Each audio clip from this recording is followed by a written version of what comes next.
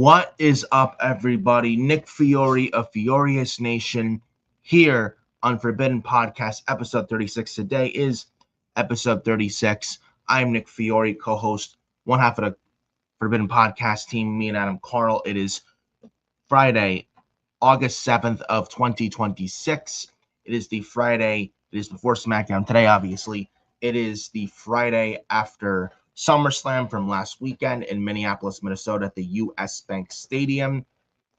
And Adam Carl. Hi, guys. Yes, unfortunately, as you can see, it's just me today. Adam Carl, personal reasons, on vacation. He, with his Wi-Fi, usually not working over there. He can't make today. He'll be back with me next week. We'll be back full force next week, Adam Carl and I. And also, speaking of next week, trying to speak to Adam Carl, but about this before we went live today. I didn't want to start the stream too late, but I do have something to say for episode 37 next week. It'll be like most likely Friday of next week, around this time. There is a guy who, and I've been with him on his channel before and with Hardcore Sports. In fact, you may know him. He was with Pyro and I for the Raw post show back around the spring of last year. Eric from Over the Top Rope podcast. We're now with the Hardcore Sports Network, so you may know him. His name is Eric. Good guy, great listen. Speaking with Eric, talking with Mitch earlier. Eric from Over the Top Rope podcast, coming on here next week with Adam Carl and I for episode 37 of Forbidden Podcast. Be a great discussion, talk some good wrestling, and for the news for next week, whatever news comes out within the next week, we'll talk about that. That'll be episode 37 for next week, so look forward to that with me, Adam Carl back at full force, and then Eric joining us for next week's episode 37, so look forward to that. But today, it's just me. No Adam Carl today. You're stuck with me today, but not really much to talk about other than SummerSlam last weekend and the Raw after SummerSlam. Other than that, not much news to talk about. We did get a newsworthy SummerSlam weekend over both nights. We're going to talk about the good, the bad, the ugly. What did I think of the show? Was it good? Was there any excitement? Was it a waste of time? Was this worth watching? Should it go back to one night? Is it worth it keeping it 2 nights? Etc. Etc. We're going to talk about that, and few other major, if not major, few other minor news here on today's episode. And like I said, again, we're going to talk the Raw after SummerSlam, which I thought was very newsworthy, which I felt WWE hit the reset button on Raw this past Monday after 2 awful Raws, the past 2 Raws. But it looks like this past Monday and Raw hit the reset button. We're going to talk about that as well for episode 36 for August 7th. Hope you guys, wherever you guys are, if it's hot, hope you guys are staying cool. Supposed to get another heat wave here in New York the next couple days. I'm not looking forward to it. It's going to be 93 freaking degrees. I'm a big weather guy myself, but I mean, to be 93, but to have like 100 degrees humidity, I mean, not fun. Just stay hydrated, stay cool. But before we begin, first things first, hit the like on the video. It helps in the YouTube algorithm as well as the channel, so make sure you go and do that. Follow, hit subscribe to FioriousNation YouTube channel also. I would love to hit 280 subscribers by the end of the month before we go into September and the fall. So that's my goal. So make sure you go subscribe to FioriousNation if you haven't done so already. And also hit the like on the video, like I said. And once you do subscribe to FioriousNation, turn on that bell for all notifications so you know when I come live here.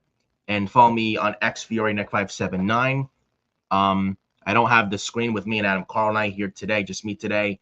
If it was just Adam, if it was Adam and I today, you'd see on the bottom screens where to follow us on X. But me, Fiore Nick 579 on X, Adam Carl 2005 on X. But then me, and then me at Fiore Nick 579 on X. TikTok at FioriousNation. I do have a TikTok. Yes, you heard that correctly. I have a TikTok. I don't use it yet, but I do have a TikTok.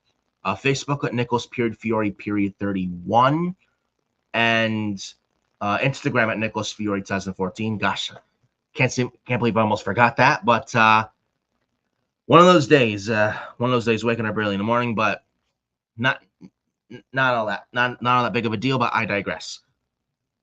And we got Joe from Hot Takes and Headlocks. What's up, Joe? And shout out to Joe and the Hot Takes and Headlocks with Joe and Xavier. The turn of KO. Let's talk about it. Hell freaking yeah.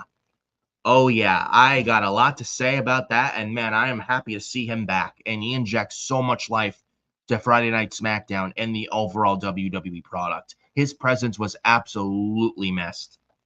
And we might as well actually talk about the good while we're at it. And Mitch, what's up? Mitch says, what's good, bro? Well, shout out to you, Mitch. All is pretty good. I'm staying cool. Enjoy down in the shore, and the weather down there. Hope you get decent weather down there. I'm hoping it doesn't rain.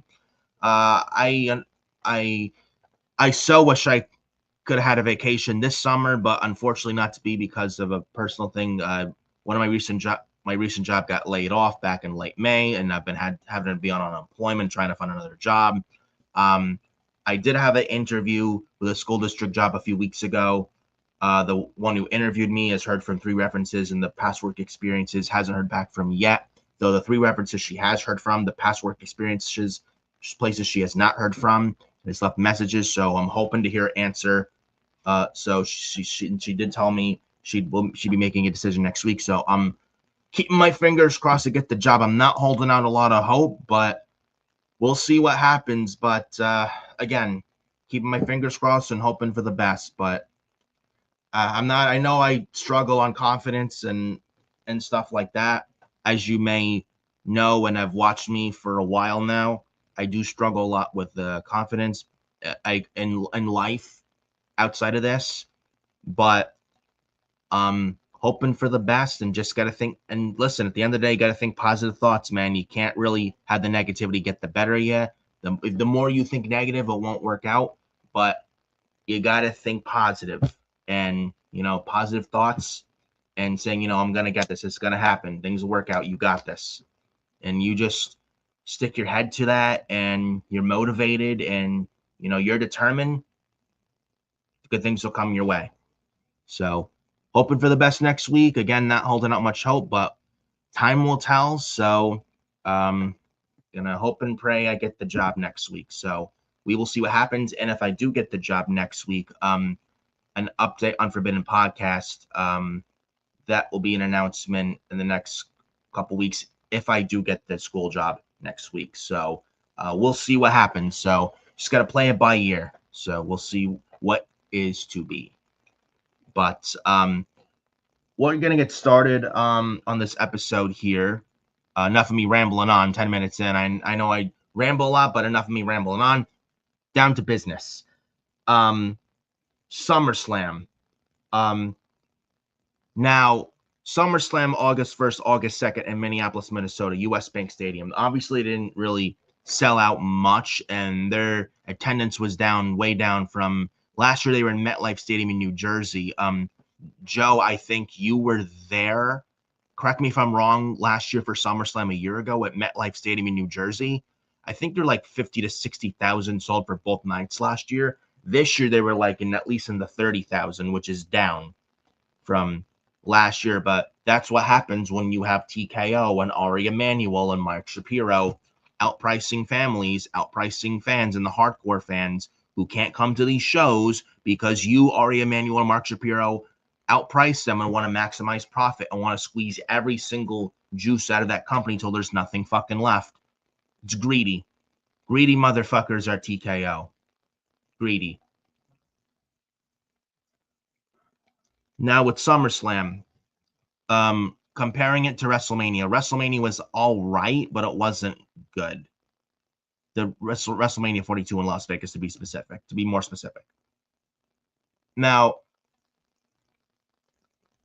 for SummerSlam this year, was it better?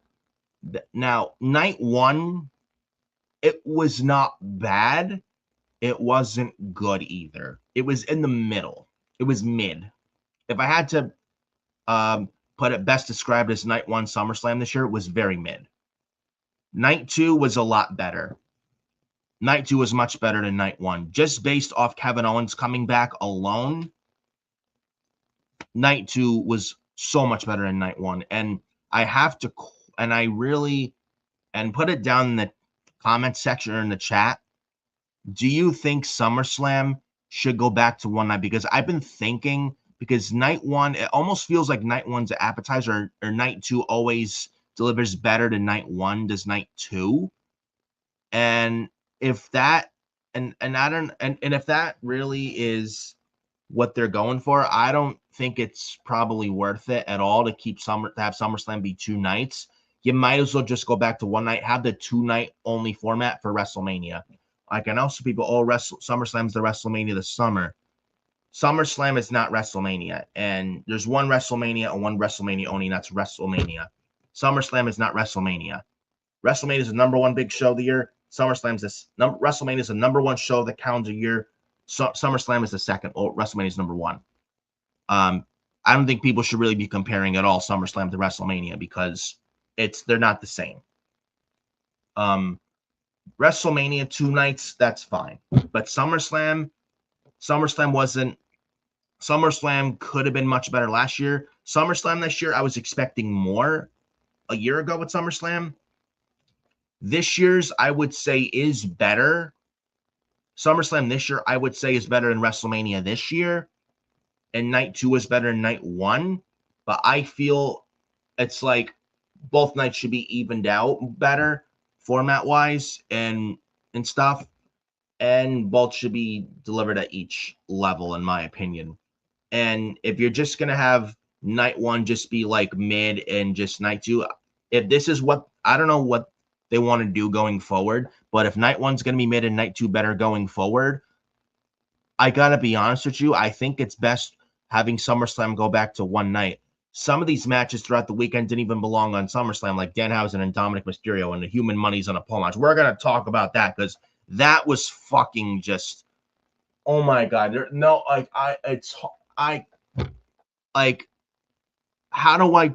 How do you describe that? Like what? Just horrendous? Yeah, I think so. But Joe in the chat, yes, I was. Yeah, Joe was at SummerSlam last year. You think he was at the SummerSlam Superstore last year as well, New Jersey, which I was at live last year too. But yeah, SummerSlam, I really think if this is what their format is going to be going forward, I would say have SummerSlam go back to one night, because you had Cody and Punk, Roman, Seth. Just looking at the SummerSlam card, I'm going to pull it up right now. So night 1, you had Cody and Punk, Elba, Brock, Gunther and Aldis, Liv and Io. That's 4 matches out of night 1. And then Kevin Owens, Balor, Gunther, Sammy. And then you had Chelsea Green win the 5-way ladder match for the women's championship. I'm not saying interim and that fucking bullshit. Let's just say Chelsea Green is the new women's champion. Let's be real. Enough of this interim bullshit. I fucking hate that with a fire-breathing passion. Chelsea Green with the 5-way ladder match for the women's title. Kevin Owens becoming number 1 contender. Chad Gable and Penta. And then Roman Reigns and Seth Rollins. You could have, and maybe if you want to add Baron Corbin, Trick Williams, like at least 8 matches for one night for SummerSlam, since it's like their second biggest show of the year. You could add at least 8 matches for SummerSlam as one night, because SummerSlam's the second biggest show of the year. You could have done all that, and I don't think a lot of people would be complaining, honestly. I don't do we really need SummerSlam to be 2 nights going forward if this is what they're gonna produce, as night 1 being very fucking mid and night 2 blowing night 1 out of the water. And night 1 looked better on paper. That's another thing. Night 1 looked better on paper compared to night 2. And night 1 under-delivered. Where night 2, a lot of people didn't expect anything much coming out of night 2, but it blew a lot. But it blew a lot of people's but it really blew out a lot of people's expectations, including mine, because I didn't expect much coming out of night 2 at all, and boy, did they prove me wrong. But I think going forward, if this is what they're going to do, I would get rid of the 2-night format for SummerSlam and have it just be 1 night again going forward, and have the 2-night format only be for WrestleMania, since it's their number 1 show of the year. No other wrestling show or PLE or pay-per-view should be 2 nights. Only WrestleMania, in my opinion, should be a 2-night show, in my honest opinion. And now I'm hearing rumors of the Royal Rumble next year in Arizona. They're going to be in February, and now there's talk of it potentially being 2 nights, or in the future, they would be considering the Royal Rumble being a 2-night show. I don't like that at all. I don't like that whatsoever. Like, because you have WrestleMania 2 nights, right? Now SummerSlam 2 nights, and now the Royal Rumble 2 nights. Don't you think that's a little bit overkill? Because honestly, I think it's big time overkill. Like, what's next? Are they going to do Survivor Series War Games, a 2-night show? Yeah, let me see how that works out. I don't want to see that. And I don't want to see Royal Rumble 2-night event either. Royal Rumble as 1 night is perfect and does not need to be changed. But again, it's TKO wanting to squeeze every juice of money out of this company until there's nothing left. Yet there are people that want Vince McMahon back, yet he sold the company to these fucking greedy asshole motherfucker clowns, Ari Emanuel, Mark Shapiro. Yet Vince is the one that sold the company to his friend Ari, because Vince wanted his power back. Awful.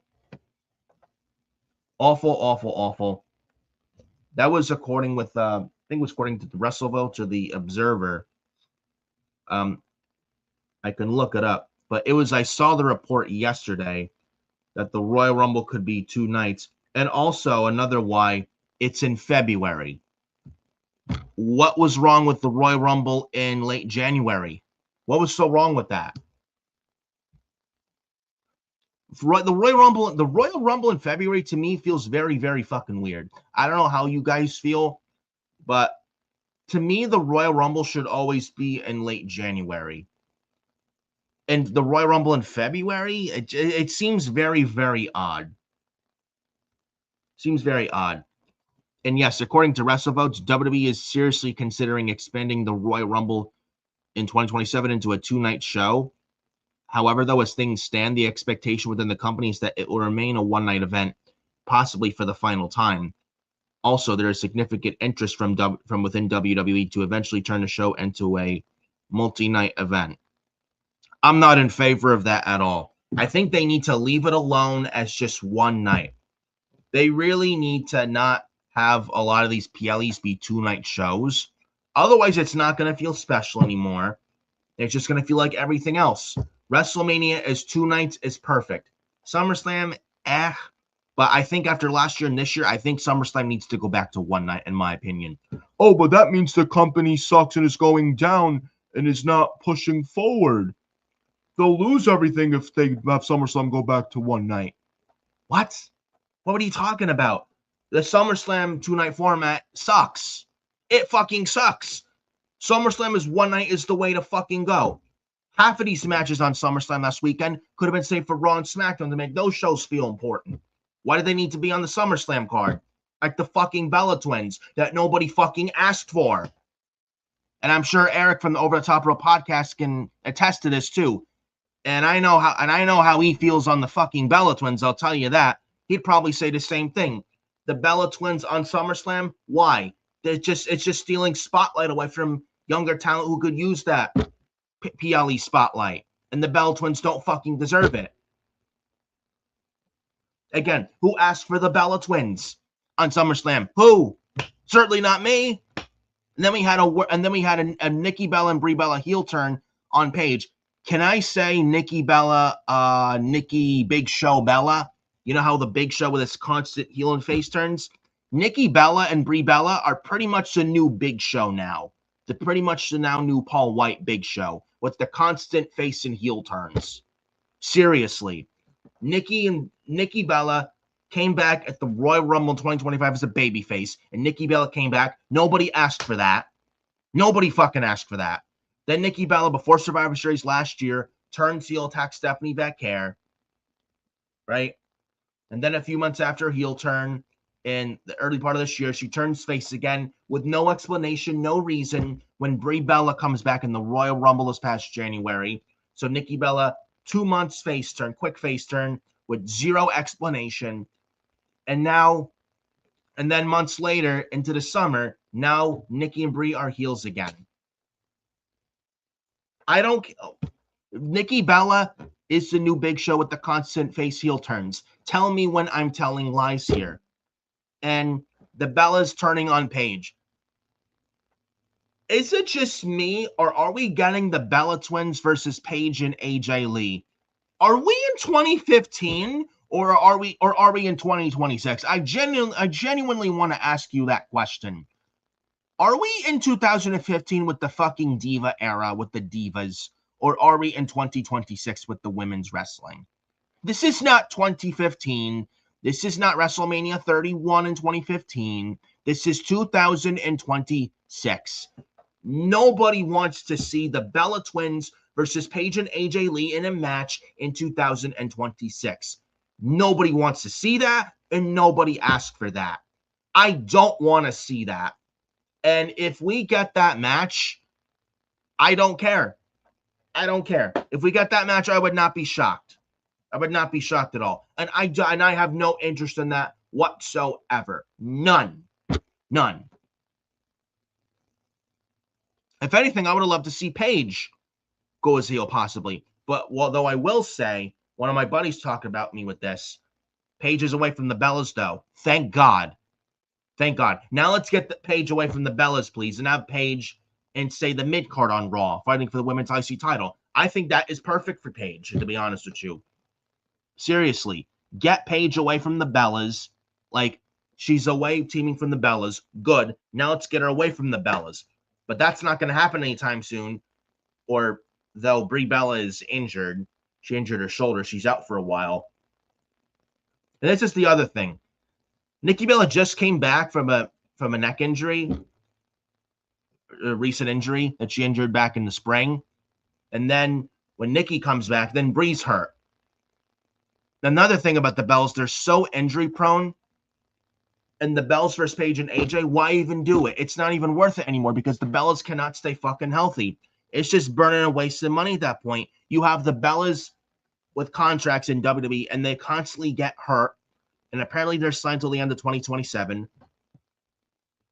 To sign the Bella Twins to lucrative WWE contracts is a waste of fucking time and money. When you have somebody else in NXT that would be so much better in that spot for that kind of contract and money than Nikki and Brie fucking Bella.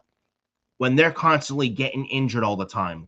It's a waste of money, and nobody asked for the Bellas. And you know what? The product is a lot better off, and the company's a lot better off without Nikki and Brie Bella. Nikki and Brie Bella do not make that company or the WWE any better. In fact, they just make it that much worse because they're not wrestlers. They are divas. They are glorified divas. Point blank, period.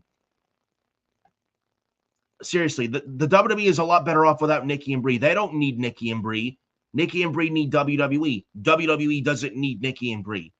Facts. Tell me when I'm telling lies here. Tell me when I'm telling fucking lies. Nikki and Brie attack Paige after they lose to Fatal Influence at SummerSlam. I mean, did anybody care? I didn't.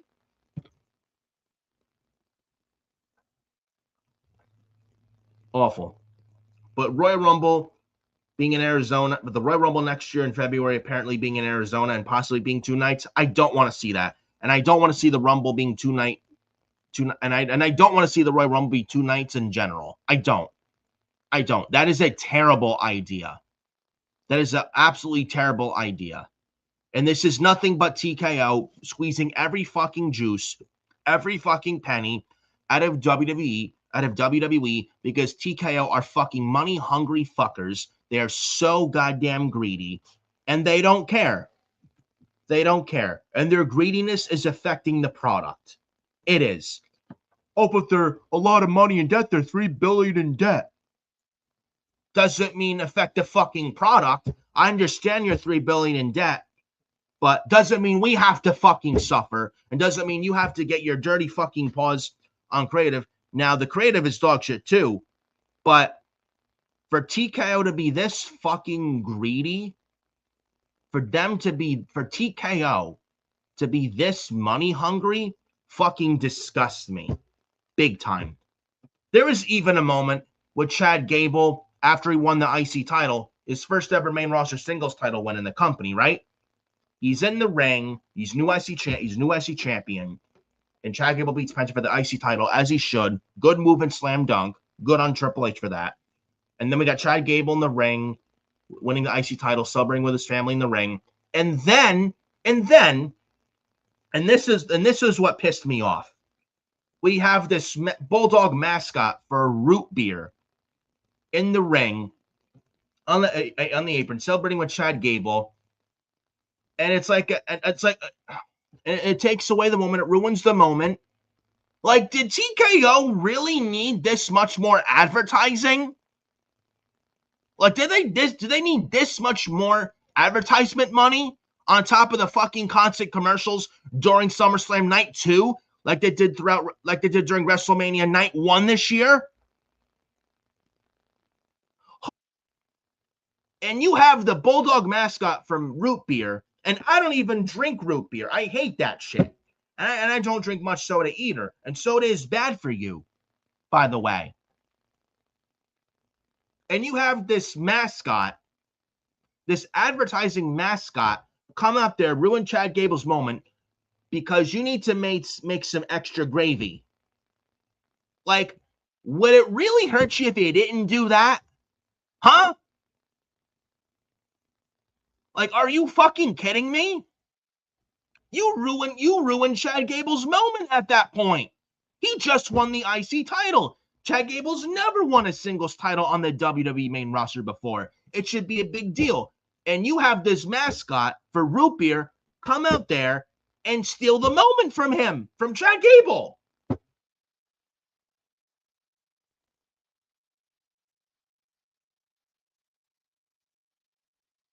Fuck this fucking company, man, I tell you.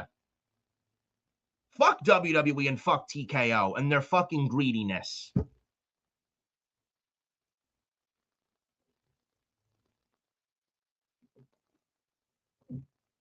But SummerSlam overall, did I think it was better than WrestleMania? Yes, I do. Yes, I do. And the fact with Kevin Owens back, just that alone made the whole weekend. Much more happened on night 2 compared to night 1. And might as well talk about with SummerSlam night 1. We had night 1. So SummerSlam night 1, starting with SummerSlam night 1, we had Liv Morgan versus Io Sky for the women's world title. This went over 13 minutes. Liv Morgan retained with 2 Oblivions. This was really good stuff. They stole this whole night, did both Liv and Io.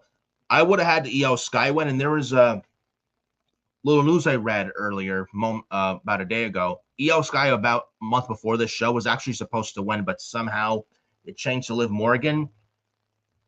I don't know why. I would have went with Io Sky because Liv Morgan has not had one single title defense up until SummerSlam last Saturday on night 1. But what the fuck do I know, right? I'm just the mark, right? Who doesn't know anything. Sure thing. But this was good, though. Liv and Io both showed up, especially Liv. Liv Morgan retains. Again, I would have had Io Sky win, but this was really good stuff. We then had the 6-man tag with LA Knight, Solo Sikoa, and Royce Keys. They defeat the bloodline of Jacob Fatu, Jey Uso, and Jimmy Uso. And LA Knight gets the win for his team after he spiked Jey Uso with the Blood Force Trauma, the BFT. And I tell you, he fucking spiked Yeet Man. right into the canvas of that BFT. Holy fuck. Holy shit. And there was one point in the match where Solo Sikoa was in the ring with Jey Uso, and how I get so fucking fed up with Jey Uso running back the yeet. There was Solo Sikoa mocking that, and Jey Uso was pissed, and Solo Sikoa mocked that. And I would be lying to you if I told you I did not laugh my ass off watching that. That was funny as hell. Funny as hell. Ever since Solo Sikoa, and I'm just going to say this right now, ever since Solo Sikoa has left the MFTs of both Tama Tonga and Tala Tonga, and ever since Solo Sikoa has been on his own and he's now a babyface, Solo Sikoa has been so much better. It feels like is a new lease on life for Solo Sikoa. It feels like the shackles and the handcuffs are finally off him, and he's finally free and able to be himself now, finally. And I think it's a great thing to see. And he's funny, he's entertaining, he's hilarious, and he's a good wrestler too. And I'm watching this match, and even during the Raw before SummerSlam, which I was on the Raw, watched along with Pyro, the Raw before SummerSlam last week, during the Uso segment with Solo Sikoa, so where Sikoa was in the middle crowd, and Solo Sikoa said to Jimmy and Jay, you know, Roman can kiss my ass. And Solo Sikoa, you got Solo Doa Sikoa, and then you got the heavy hitter Royce Keys, and then the megastar they call L.A. Knight, and L.A. Knight's music hit on cue. And Solo Sikoa said they love Solo. After rewatching that segment, and then watching this match at SummerSlam Night 1, I'm going to put this out so everyone can hear, especially WWE Creative, if they even care to listen. Never, ever turn Solo Sikoa heel ever again. Never have him in a faction again. Never have him in the bloodline again. And never, ever have him be a heel ever again. He is so much better. Solo Sikoa is so much better as a babyface than he is a heel. Point blank. And LA Knight, Solo Sikoa, and Royce Keys win. Afterwards, Solo Sikoa and LA Knight hug, which was nice. So that was that. We did also get Gunther versus Nick Aldis on 11 minutes, 40 seconds. Good stuff. They could have got a little more time, but I digress. That's another thing we'll talk about, the time, the times these matches get. A lot more commercials than there is wrestling, which I don't like. And they commercialized the shit out of WrestleMania this year, which I hated. Fucking hated with a passion, man. And now it's on SummerSlam as well. I understand you're $3 billion in debt. What are they? $3 billion in debt is TKO right now. Like, I understand you're in debt, but was it really necessary to really commercialize SummerSlam like you did WrestleMania? Like, do these matches really need to be less time because you need fucking commercials and advertisements? Is it like, was this really necessary to do? Where WrestleMania never ever had commercials ever, and you commercialize the fuck out of WrestleMania, and now you turn around and do the same thing again, but with SummerSlam. Why? Why? I understand you're $3 billion in debt, but this was totally unnecessary to have SummerSlam be so commercialized, just like you did in April at WrestleMania. Terrible. Absolutely terrible. So, but going back to Gunther and Nick Aldis, this was good. This was really good. Nick Aldis came out to this Oasis theme, and which I liked. And I did watch Chris Van Vliet, and shout out to Chris Van Vliet. I did watch his recent interview before SummerSlam with Nick Aldis. Really good listen. I'd highly recommend you go check that out. Nick Aldis brought up in that interview that the match is something you won't expect, and Nick Aldis and Gunther, man, they lived up to that. I tell you, Nick Aldis Gunther was really good. Nick Aldis did good, especially. I would say after this, I wouldn't be surprised if Nick Aldis wrestles again in the future. And I was hoping he would get out of the GM role and transition full time into a wrestler after SummerSlam. But apparently, after the match on the media scrum after night one, Triple H apparently reinstated Nick Aldis as a SmackDown GM. So Nick Aldis is SmackDown GM again.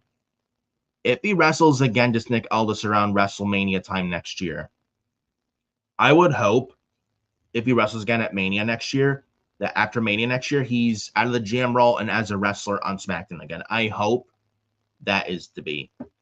Because he had a really good match with Gunther here on night one for SummerSlam. And Gunther won with the sleeper hold and Nick Aldis tapped out. Right move, though, because to have Gunther retire Goldberg and John Cena and AJ Styles only to have him lose to a GM, that's not a good look at all on Gunther and does more harm than good to Gunther. So you couldn't have Gunther lose to Aldis, and Aldis losing to Gunther would be just fine. I mean, it's Gunther. There's nothing wrong with losing to Gunther at all. And Nick Aldis loses to Gunther, it's okay. It's not that big of a deal. Where Gunther losing would not be the right decision at all and would really harm a lot for Gunther. And not a good look whatsoever on the ring general. So Gunther wins, and that's the right move. This was good stuff, and Nick Aldis, I think, impressed a lot of people, and he definitely impressed me. And they had Mickie James, Nick Aldis' wife, in the front row with their son, which was nice to see. And glad to see Mickie James officially back on WWE television, a future Hall of Famer as well, one of my favorites growing up. So happy to see her on the screen in front row.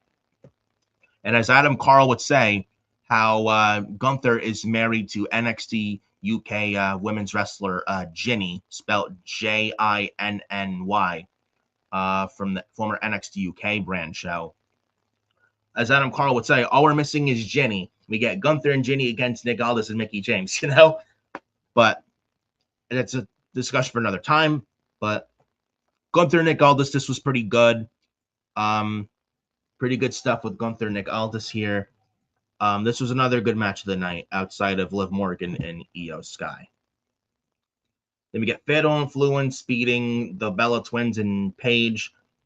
I didn't care for this, but Fatal Influence winning was absolutely the right call. Fallon Henley and Laney Reed of Fatal Influence just won the women's tag team titles a few weeks ago in Madison Square Garden at Saturday night's main event. You're not going to have them win the women's tag titles, though the women's tag titles are worthless. You're not going to have them win the women's tag titles there, only to have them lose 2 weeks later to the fucking Bella Twins and Paige at SummerSlam. So Fatal Influence wins, and JC Jane pins Paige off the Rolling Encore. Right move, and JC Jane should be pushed as one of the top females along with Fatal Influence as a top female faction on the SmackDown Women's Division, and not the not-so-baddies of Jade Cargill, Micha, and BFAB, who absolutely fucking suck. And then, like I said, the Bell Twins turn on Paige. We went over that. Not going to waste my breath on that again. I ranted on that a little while ago. We did also get CM Punk and Cody Rhodes, the second to last match on night one. I will be honest with you with this match here. Was it bad? No. Was it good? Yes. Was it great? No. Do I think this is it between Punk and Cody? No, I don't think it's a one and done with CM Punk and Cody Rhodes. I do think they meet again later on down the line, and they have some trilogy of matches. This is only the beginning of Cody versus Punk, and I don't think it's just one and done. I would say they meet later on down the they meet again later on down the line, potentially next year at WrestleMania.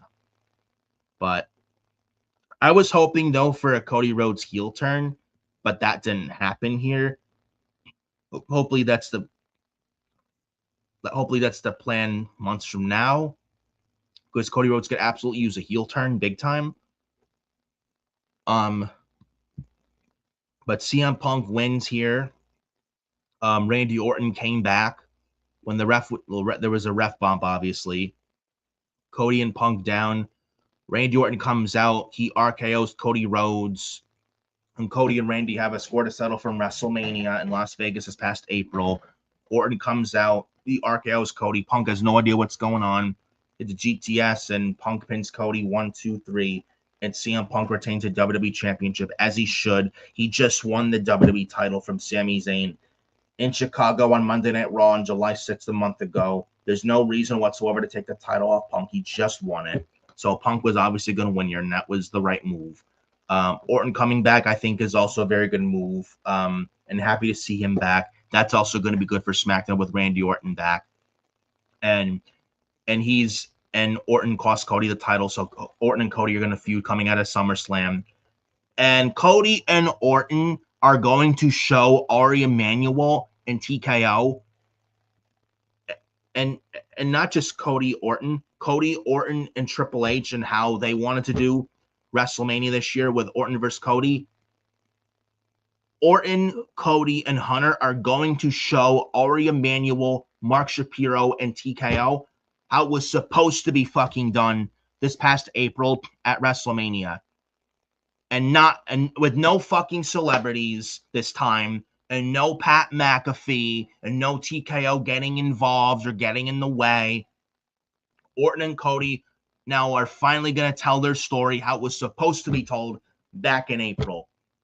With the history, with the legacy, and a rich history and a rich story that legitimately tells itself. You don't need any celebrities or Pat McAfee or any fucking celebrity in this program. And now they're going to show TKO how it was supposed to be done in April. And you know what? I can't wait for that. And when they show how it's supposed to be done, it's going to make Ari and Shapiro look that much more fucking stupid. Literally. Like, they didn't need Pat McAfee whatsoever, any celebrity, and Cody versus Randy at WrestleMania. And that shit was fucking awful. And the inclusion of Pat McAfee ruined Cody versus Randy for WrestleMania. Ruined it. Completely fucking ruined it. And now this time, Cody and Randy and their feud are hitting the reset button with this time no celebrities. And now they're going to show how it's done. And they're now going to show TKO how it should have been done. And you know what? I can't wait for that. Because it's going to make TKO look that fucking stupid. And that needs to send a message to TKO to never, ever meddle or get involved with the WrestleMania plans with celebrities ever fucking again. Ever again. I can't wait for that. But Punk retains, as he should. Good match. They didn't even get into more full gear yet. But I don't think this is one and done with Cody and Punk. I do think we get this later on down the line. I think we may very well even get this again at WrestleMania. Whether it's for a title or not for a title. Either way, I do think we get Cody versus Punk at WrestleMania either way. So we'll see what happens. And then to close out night one SummerSlam, Hell in a Cell. Brock Lesnar, Obafemi. Obafemi wins in 11 minutes with a fall from grace near an exposed ring with the wood showing. This was also Lesnar's retirement match, by the way. Brock Lesnar went on the Pat McAfee show and said that Brock Lesnar is done. They even showed it during Raw this past Monday that Brock Lesnar is indeed retired here. I don't think Brock is retired, to be honest with you guys. I think Brock's retirement is at WrestleMania next year in Saudi. But listen, I'll give this a while from now, and if Brock is indeed retired, then so be it. And what a run for Brock Lesnar, man. Brock Lesnar retiring, and if Brock is retired, I mean, I don't believe it. I wouldn't be shocked if the Saudis want Brock wrestling for Mania next year with Brock's retirement match in Saudi Mania next year. But if Brock's retirement was at SummerSlam, I would say good, and I think it should be that way and stay that way. Brock Lesnar retiring in his hometown in Minneapolis, Minnesota, you cannot get better than that, to be quite honest with all you guys. Where Brock Lesnar he wrestled Greco-Roman wrestling, amateur wrestling at University of Minnesota, won the NCAA heavyweight championship in the year 2000. He is from Minneapolis, which is his hometown. And for him to retire in his hometown, you cannot get better than that. So if Brock is retired, then good. And I would not have Brock wrestle, and I would not have Brock wrestle at all for WrestleMania in Saudi next year. I don't care what the Saudis want. Brock should not wrestle at WrestleMania next year. SummerSlam this year with this retirement match, that should be it. Brock Lesnar in the Hall of Fame next year for Mania, yes. But wrestling at WrestleMania next year, no. I think Brock should be done. There's nothing left for Brock to do, and there's not any much matches I'm interested in to see Brock wrestling right now. Maybe Braun Breaker, but that's about it. But Brock's wrestled everyone. He's done everything. There's nothing left for him to do that he hasn't done there. Brock's legit done everything, and nothing for that man to do. So I would hope this was Brock's last stand. If it is his last stand, if SummerSlam this year was his last match against Obafemi, and I hope that's the case, then good for Brock. And doing business and putting Obafemi over if this was indeed Brock's last match. Now, this Hell in a Cell, I have gotten a lot to say about this. I expected a lot more. The match went too short. There was no blood. No cages were broken. No people battling on top of the cell. Especially no blood or no cages broken. Like, this was like a very tame, watered down Hell in a Cell. Like the most PG Hell in a Cell you could ever get. And it just came off very fucking weak, to be honest with you. If this was a match not named Hell in a Cell, like say this was No Holds Barred, or if this was like say even a Last Man Standing match, the match would have been much better. If this match, like Brock and Oba, the way this happened at SummerSlam night 1, this match did not need Hell in a Cell. If this was anything else like a Last Man Standing and not Hell in a Cell, I guarantee you the match would have been a lot fucking better. But Oba and Brock inside Hell in a Cell, I have to be very honest with you guys. I was very disappointed, and it was a letdown. I expected a lot more.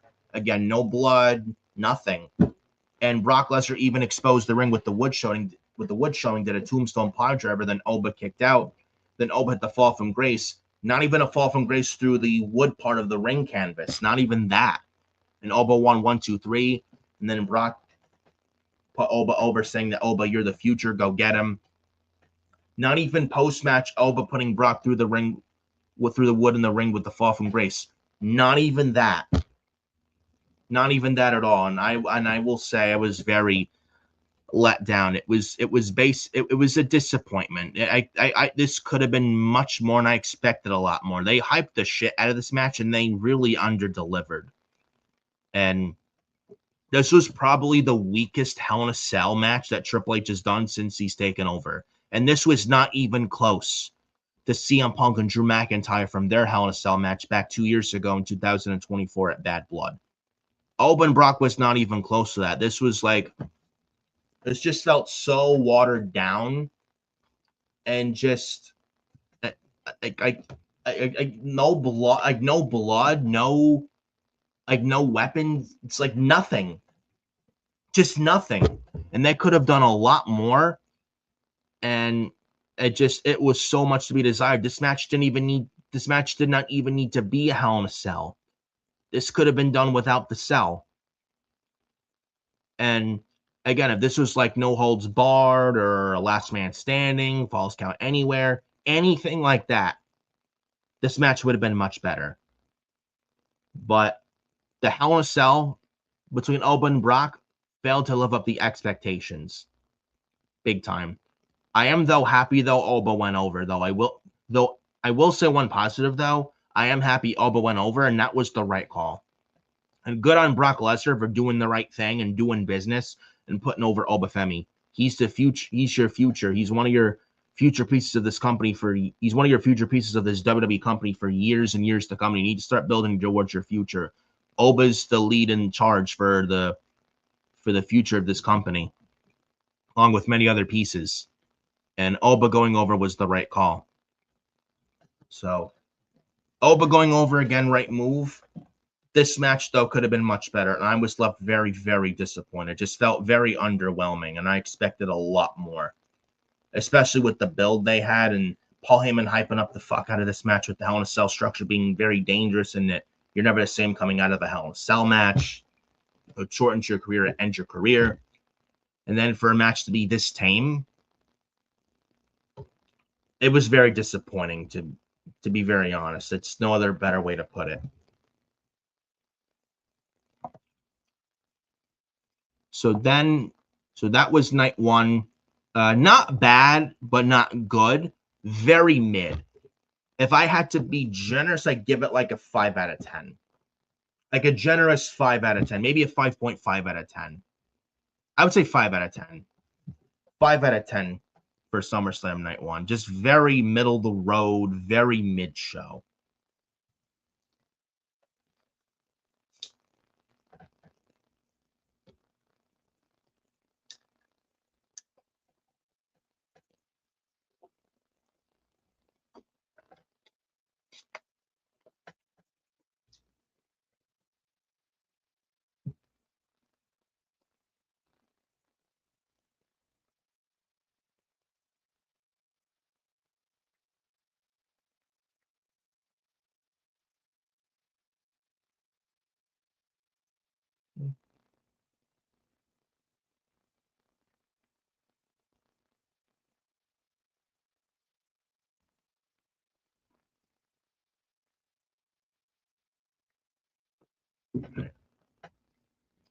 Sorry about that, guys. Just looking through my phone and my notes.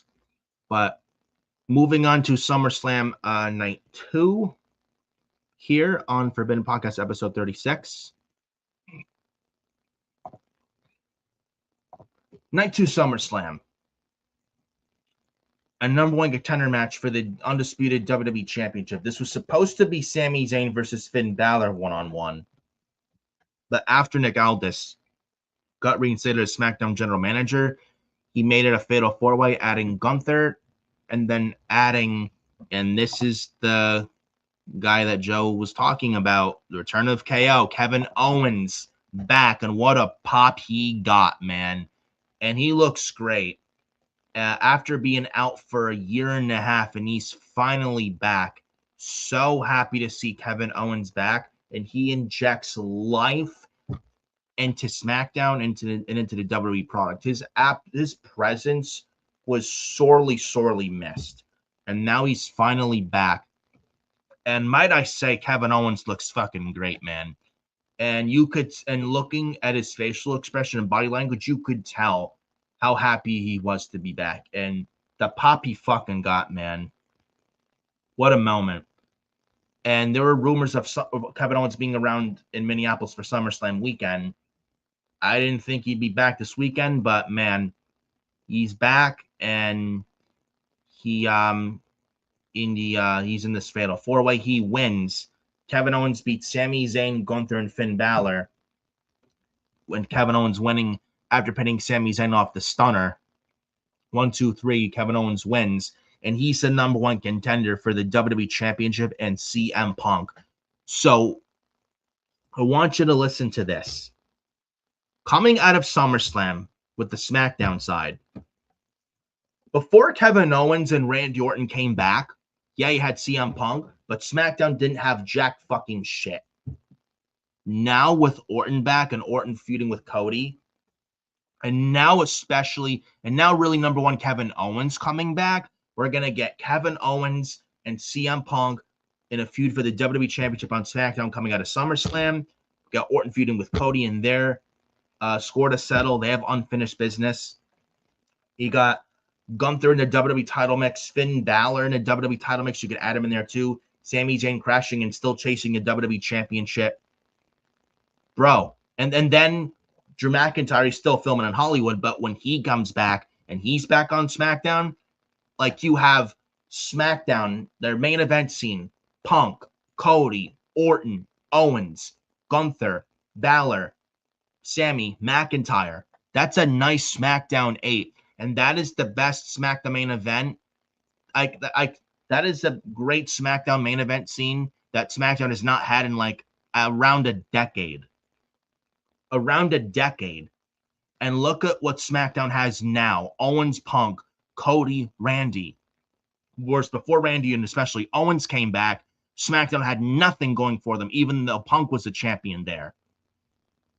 And now with Orton and Owens back, dude, like SmackDown, I'm actually looking forward to SmackDown tonight. Sorry about that. Sorry, phone going off. But ignore that. But as I was saying, Orton and Cody, Owens Punk, your top 2 feuds to carry SmackDown long term throughout the rest of the year and possibly going into WrestleMania next year and coming out of SummerSlam. SmackDown just got an injection of life again. And with those 8 names I mentioned as like a SmackDown 8, and especially for their main event scene, like, and let's add Damian Priest in there, get him out of the tag team stuff on SmackDown, get the tag titles off of R-Truth and Damian Priest, and let's get R-Truth in the mid-card or whatnot. Let's get Damian Priest back in the main event scene. He's a former world champion. You know? Let's get Johnny Gargano back in the U.S. title. Let's get Johnny Gargano back wrestling again as a babyface. Let's have him in fighting for the U.S. title or WWE title, whatnot. Let's get Ilya Dragunov back on television. Let's have Trick Williams built up a little bit. Carmelo Hayes, Baron Corbin, who won the U.S. title against Trick Williams in a good match, where Baron Corbin won with the end of his days. Baron Corbin's now the new U.S. champion. You got him in there in the mix. Again, let's get Ilya Dragunov back, who's not been on television since April. Let's get him back on our television screens and his presence back. Again, Carmelo Hayes. They have a lot of good talent on SmackDown. I'm not sure if I'm missing anybody. I don't think I'm missing anybody, but man. And like also SmackDown, you got Matt Cardona. Let's get him in there. Let's get him using him. Let's get him using a meaningful way on SmackDown again, and in a mid card. Ray Phoenix. Let's get him back on TV in a meaningful way. Ricky Saints, the same thing. Shinsuke Nakamura. You know, and then the women's division, you got Blake Monroe. Let's get her finally in the match and use. Let's get Jordan Grace. Where is she? Let's get her back on SmackDown television in a meaningful fucking way. You have Chelsea Green as a women's champion. And I don't even acknowledge interim and that crap. And Rhea Ripley recently had knee surgery. She's going to be out for a long while. Just have Chelsea Green just vacate Rhea's title and have Chelsea Green as the official new women's champion. Might as well. You got Alexa Bliss, Charlotte Flair, and their potential story, and them feuding potentially soon. Charlotte Flair, Jade Cargill, SmackDown tonight though. And Jade Cargill, they're not so bad. I don't count them. But you got Julia. She was buried by Lash Legend last week, which I fucking hated. Absolutely hated that. Let's get Julia. Let's have better plans for Julia on SmackDown. Let's get Kiana James in the mix. Let's get Tiffany Stratton as a heel on SmackDown. JC Jane Fatal Influence is a top female faction on SmackDown. Let's get Candice LeRae as a babyface back in the ring wrestling again. Let's fix the tag division. You got the Tongan, you got Haku with Tama Tonga and Tala Tonga. All right. Let's get Fraxima as a top face in that SmackDown tag division. Let's get the War Raiders with that as well. Et cetera, et cetera. Like, with the names I mentioned, especially the main event scene, like SmackDown with Orton and Owens especially back, SmackDown went from a here to here, and Owens makes SmackDown a lot fucking better. Kevin Owens is a difference maker. I don't care what anyone says. Kevin Owens back rattles a lot of cages, shakes a lot of heads, turns a lot of heads, ruffles a lot of feathers. It moves the needle and it changes a lot. It's a game changer. Kevin Owens back on television and on WWE in the product and on SmackDown is a big, big difference maker. I'm telling you right now, Kevin Owens back is going to make SmackDown a lot fucking better than it was before he came back. Kevin Owens back basically made SmackDown go from a here to here. It made SmackDown go from, you know what, I can miss SmackDown, not miss a thing, to now, you know what, this is can't miss, and I'm going to watch. And Owens and Punk is going to feed a lot of families. Owens and Punk is one of the biggest matches you can do outside of Cody Rhodes and CM Punk. And the promo battles those two are going to have, Kevin Owens and CM Punk, I am really pumped for that. And you know what? I'd even give Kevin Owens a championship, even if it's for a while, and Punk wins it back. So be it. Kevin Owens is back. He's great. He looks great. People are happy to see him. I honestly, if I was booking, if I was in charge during this title reign that Punk's gonna have, I would have Kevin Owens be the WWE champion. Fuck it. Fuck it. I don't expect Owens to win in the first match between Owens and Punk, but at some point, Owens should win the championship off Punk. Even if Punk wins it back a while afterwards, so be it. So be it. If I had the power of the pen, if I was in charge of WWE Creative, I am belting Kevin Owens. And I don't care what anyone says on that. I am belting Kevin Owens and have him ruffle some feathers a little bit on that SmackDown, on that SmackDown side, to be honest with you. But Kevin Owens back again is a big difference maker.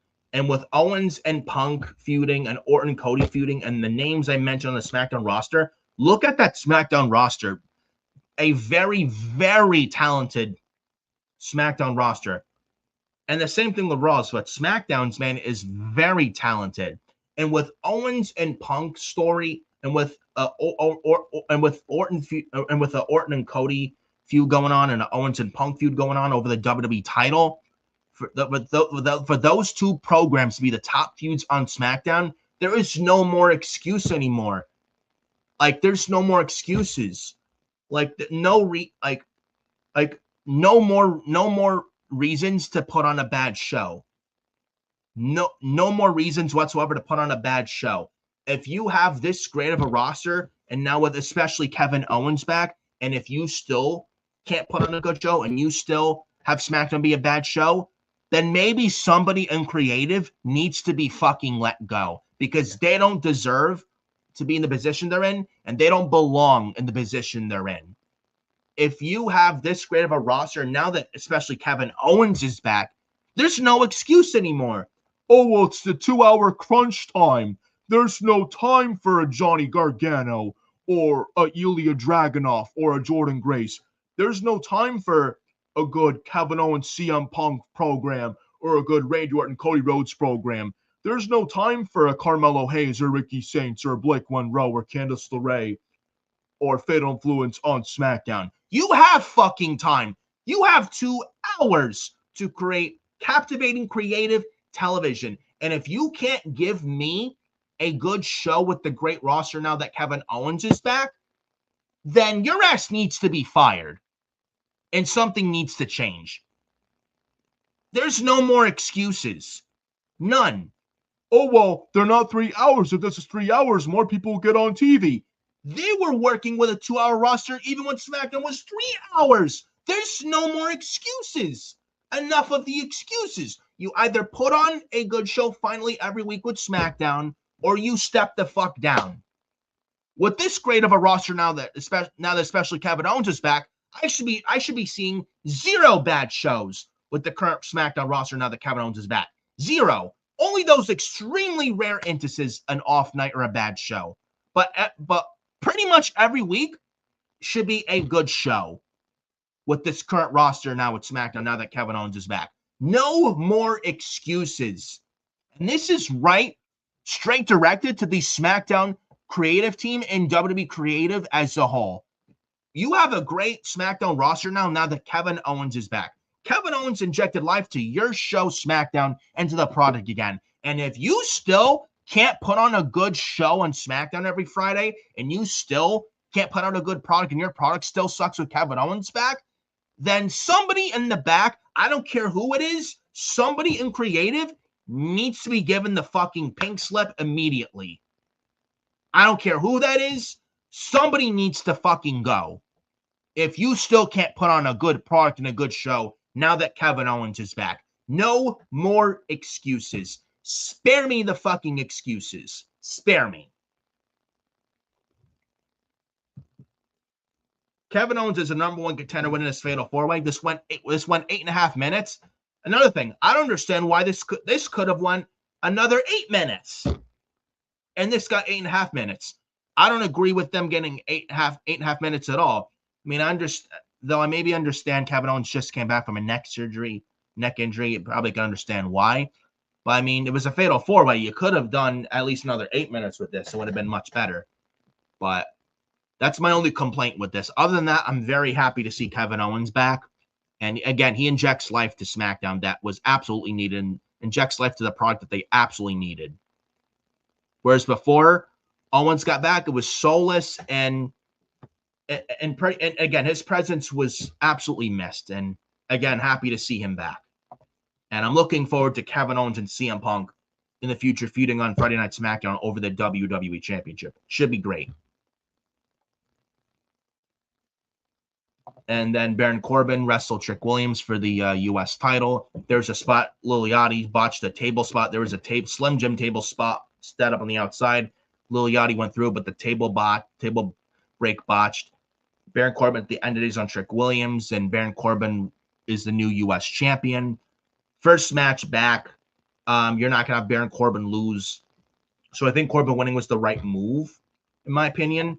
And apparently on social media, if you watched, Carmelo Hayes called out Baron Corbin. So I'm hoping starting on SmackDown tonight, later on tonight, hopefully we start a program over the U.S. title with Baron Corbin and Carmelo Hayes. We get Carmelo Hayes back on TV in a meaningful way, because in the early part of the year, Carmelo Hayes was the MVP of SmackDown with the U.S. title, with the U.S. Open challenges. He was doing good, and then they took it off him to do Sami Zayn, Trick Williams at WrestleMania for the U.S. title, which didn't need the U.S. title. So hoping to see Carmelo Hayes back on TV tonight, later on tonight on SmackDown in a meaningful way, and we get a little program on SmackDown over the U.S. Championship between Baron Corbin and Carmelo Hayes. So we'll see what happens. Do I think Trick Williams still gets involved? Yes. Maybe we have a little reuniting a little bit with Trick and Mello. Who knows? Who knows? But we will see what happens on that. We also got the Fatal 5-Way. We also got a 5-way ladder match for the interim women's title. You saw how I did that thing, interim. I don't acknowledge interim. Let's just say this was a 5-way ladder match to determine a brand new women's champion. And now that Rhea Ripley, apparently she posted on social media yesterday, she got knee surgery and it was worse than expected. She's going to be out for a long time. Rhea's not coming back anytime soon. So let's just say this was a ladder match to determine a new women's champion for the vacant women's title. Let's just say that.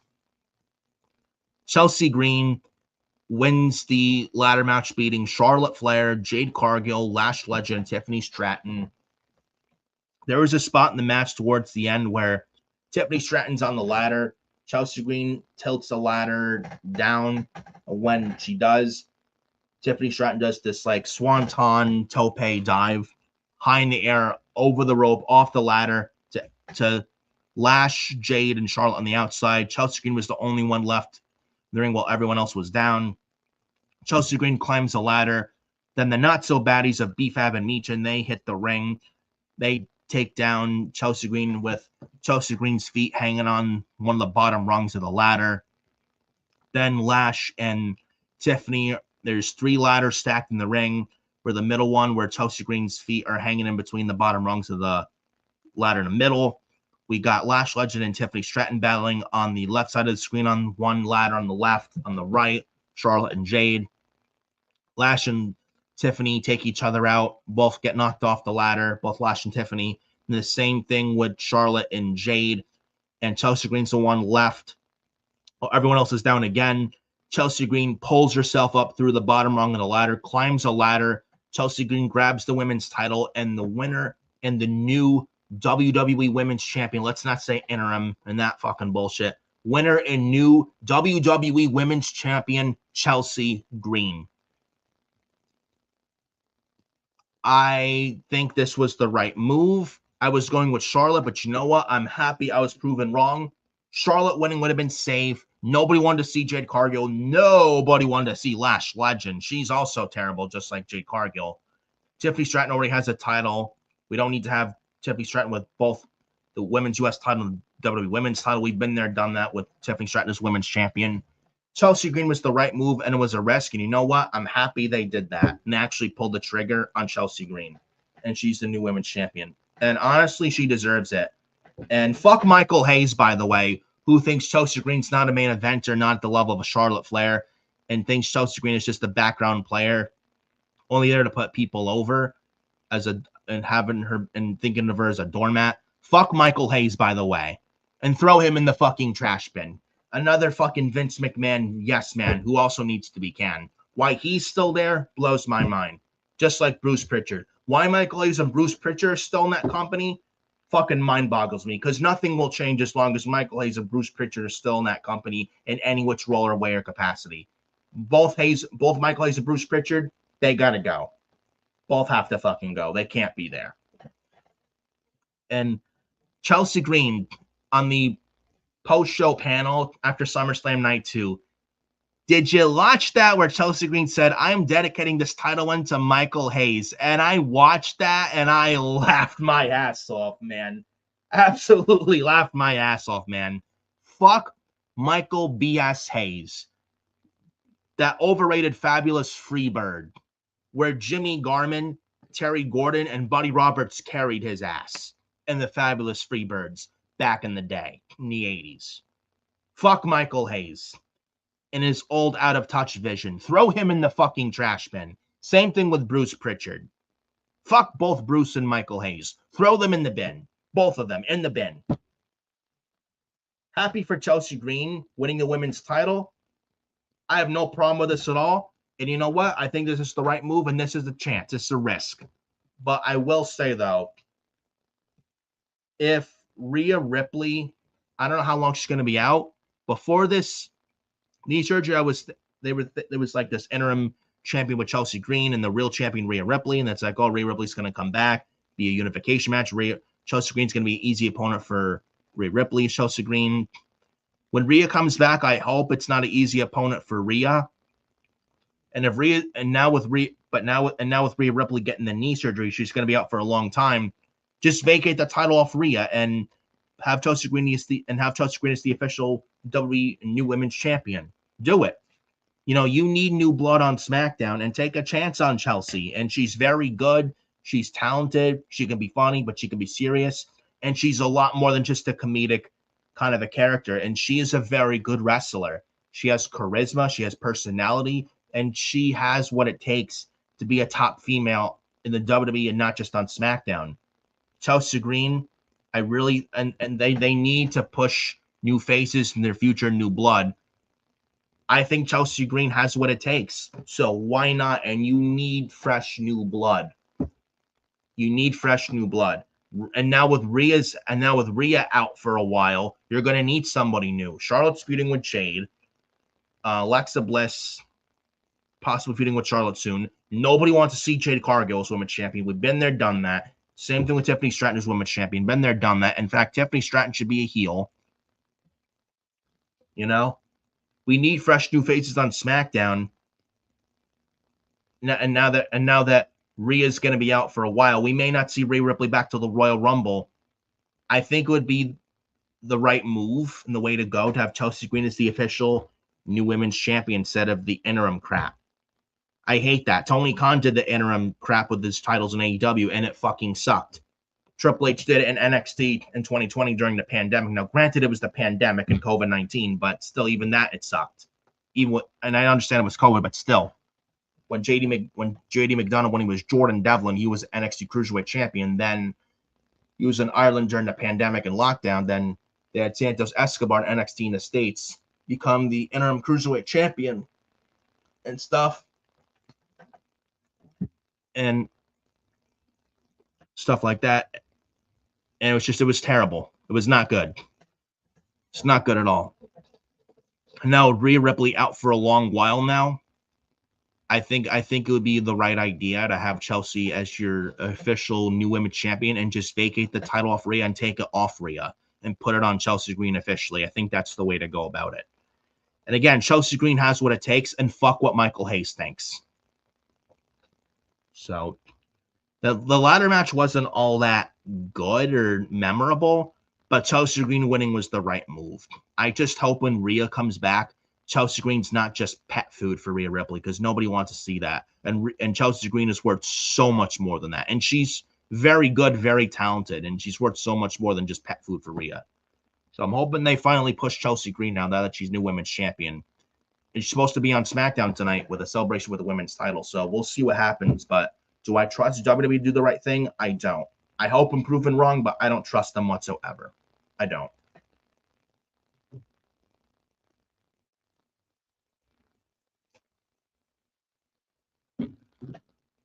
moving on to the next thing on the show as I take another sip of my water because I'm going to rant on this.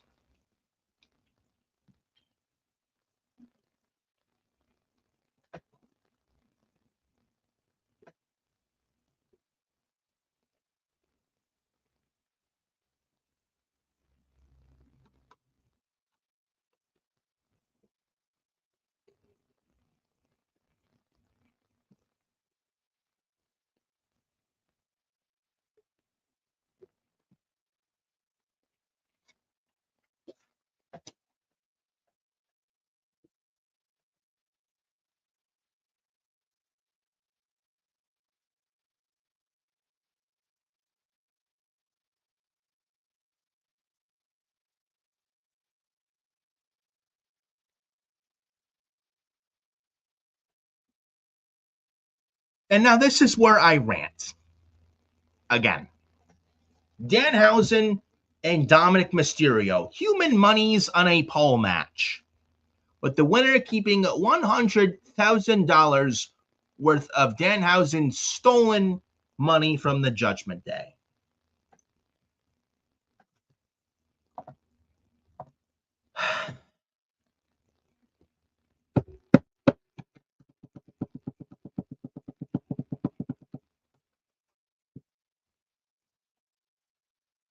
Where do I begin with this? Seriously, where do I begin with this? We had the fucking Danhausen midgets involved trying to take out Dominic. We have JD McDonough giving one of the midgets a choke slam. Then Joe Hendry makes a save and evens the odds. Dominic Mysterio is about to climb the pole, grab the monies, and Danhausen does the "You are cursed." The little fireworks go off, and Dominic Mysterio falls hanging on the top rope, his leg bouncing off the top rope. Then Danhausen wins and retains the stolen money.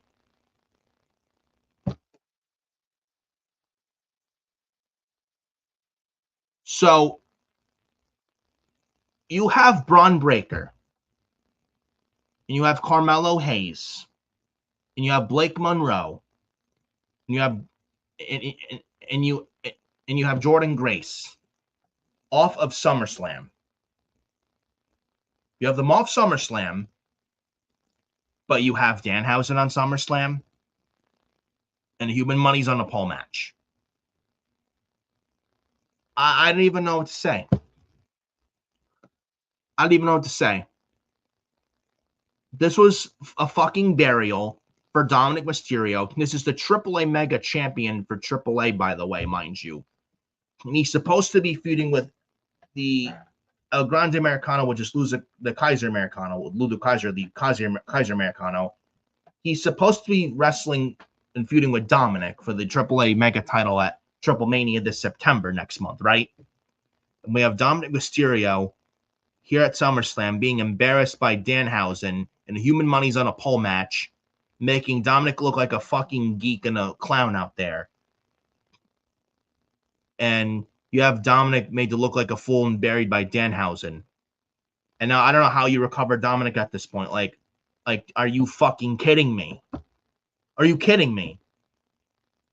This match went 7 minutes. 7 minutes of my time wasted that I cannot get back. This was fucking slop. Not even slop. This was fucking hot steaming pile of fucking garbage. Garbage. Why did this need to be on SummerSlam? And poor Dominic, he has to do this. And you have Danhausen win. Danhausen has been overexposed. He's been overexposed so much so that he needs to be off television, and I don't want to see him on Raw or SmackDown television ever again. Have him be on Main Event for all I care. A show that nobody watches. Get Danhausen off the fucking TV screen. He does not belong on TV, and he's not funny. He was funny in the first month or two. Now, I don't find him funny anymore. Get him off TV.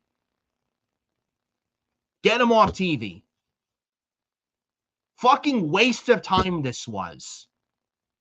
Absolute waste of time. You have Carmelo Hayes and Braun Breaker off SummerSlam, but you have Danhausen on SummerSlam? If that doesn't piss you off, then I have no words. If you're going to sit there and say, yeah, I enjoyed this, you are lying to yourself. I don't care who liked it. This shit was fucking awful and deplorable. This should have been nowhere near on SummerSlam. This was not even good for a Raw Dark match.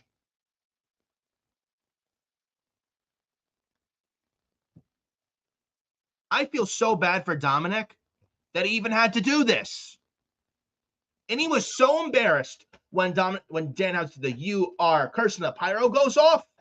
Dominic's just standing there when Danhausen does "You are cursed." Like, I would have just not paid attention to Danhausen. Just climb the fucking thing fast as possible and grab the fucking money. Do you know how embarrassed I was watching Dominic sit there like, as Danhausen does the "You are cursed," and the pyro goes off, and it looked so fucking corny and fucking bad. Like, what the fuck are we doing? What are we doing? Get Danhausen off TV and get Dominic back to where he was a year ago when he was a heel last year, being booed out of the building, where the fans wouldn't even let him cut a promo last year. Where's that Dominic? Look at Dominic last year and look at him now. How the mighty have fallen. A year ago around this time on Raw, Dominic was a heat magnet, getting so much heat the fans wouldn't even let him cut a fucking promo when he tried to talk. And now he's been resorted to fucking campy comedy with Danhausen. We didn't see Danhausen last night this past Monday on Raw with the Judgment Day in their match against Penta and Chad Gable. I'm hoping this is the end of the feud with Dominic and Danhausen. Hopefully. Get Danhausen off TV and get him off Raw. Get him off Raw. Get him off SmackDown. Get him off WWE television in general. In general. Danhausen is not funny, and Danhausen on TV has made the product a lot worse. Whereas you take him off television, it actually makes television and that product a lot fucking better. Danhausen is not funny, not to me anymore, and he's been overexposed. Get Danhausen off television.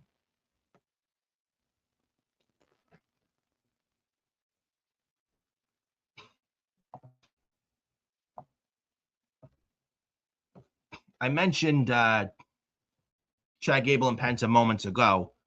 Next match of Night 2 SummerSlam, Chad Gable defeated Penta for the Intercontinental Championship. 11 minutes. This could have went on a little bit longer, but happy Chad Gable won, and he won with the ankle lock submission when Penta tapped out to the ankle lock. Good stuff. This could have gone a lot longer. But Chad Gable winning the IC title here was the right move. It was either now or never for Chad Gable. If Chad Gable would have lost here, then Triple H would have needed to be questioned as head of creative, and maybe he would need to step down if Chad Gable didn't win here. Chad Gable winning here was the right fucking move. Slam dunk. Literally. Slam dunk with Chad Gable winning the IC title. I mentioned the Root Beer Bulldog ruining the moment. I already ranted on that earlier. Don't need to do that again. Minus that, I am happy for Chad Gable finally winning the IC title. This is his first main roster singles title win. I think he's going to have a good reign with it. I would say have Chad Gable as the IC champion throughout the rest of the year, and have him be IC champion until sometime in 2027 next year. Penta had a very good reign with the IC title. By the way, Penta had a great reign with the IC title, but it was Chad Gable's time, and Penta will be just fine now that he's not IC champion anymore. Chad Gable winning was the right move, and got Scripps here in the chat. What's up, Scripps? Says, hey, Adam. Well, Scripps, unfortunately, Adam's not here today. He's on vacation, but he'll be back with me next week along with Eric for episode 37. So there's that. But shout out to Scripps and Pyro, by the way, with the WWE watch-alongs and stuff. Shout out to those guys. But yeah, Chad Gable's IC champion now on Raw. Challenges, you got Dominic. If you want to have Dominic and Gable, I'm okay with that. Just get Dominic away from Danhausen, please. Chad Gable and JD McDonough, I would not mind. Chad Gable and Bronson Reed when Bronson Reed comes back. He should be back hopefully soon. Chad Gable and Rusev, Chad Gable and Ethan Page, Chad Gable and Big Cass, who came back Monday on Raw and absolutely laid out Javon Evans with the East River Crossing, a old NXT finisher move of Big Cass. You could do Big Cass and Chad Gable. I would not mind that. Chad Gable, Javon Evans. Javon Evans has been chasing IC title throughout a lot of this year. You could do Javon Evans, Chad Gable. There's a lot you could do with Chad Gable as IC champion on Raw. So Chad Gable as IC champ, I think is the right move, like I said.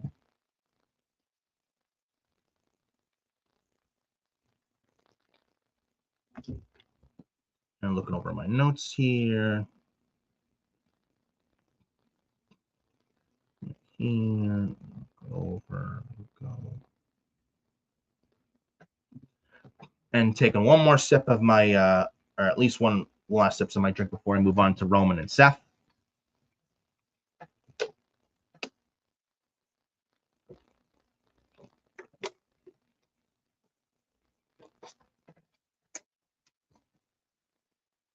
Now, the main event of SummerSlam night number 2, World Heavyweight Championship. Roman Reigns defends the World Heavyweight Championship against Seth Rollins. Now, there was the entrance for Seth Rollins. Came out to the Shield music, only to then go to the Seth Rollins music of whoa, whoa. And he wore some like white with a light neon green and some orange purple. I don't know if he was trying to dress like Buzz Lightyear or whatnot, but that was Seth's attire from SummerSlam Sunday. Roman Reigns came out to his usual Tribal Chief music. Really, really, really good stuff. Their build was a lot to be desired because of the, hey, brother, let's have a match, brother. Let's have a title match, brother. When do you want to have the title match, brother? SummerSlam, brother. Okay, let's do it, brother. Hey, brother, let's go get a haircut, brother. Let's go out to eat, brother. We're the greatest of all time, brother. Let's go out to a restaurant, brother. Let's hang out at the house, brother. Like, just awful, like, way to go with a build. The hey, brother shit, just nauseating and just awful. It doesn't work in wrestling builds in 2026. I'm sorry. It just doesn't. It worked back then. It doesn't work now in 2026. It doesn't. It doesn't. Their build was a lot to be desired with Roman and Seth going into SummerSlam, bringing up the Shield for like 15 years. The Shield, like, who cares? Who cares? But their match, though, they went over 30 minutes. Roman and Seth, this was really, really good. Now, people may debate. Roman and Punk was match of the year for this year.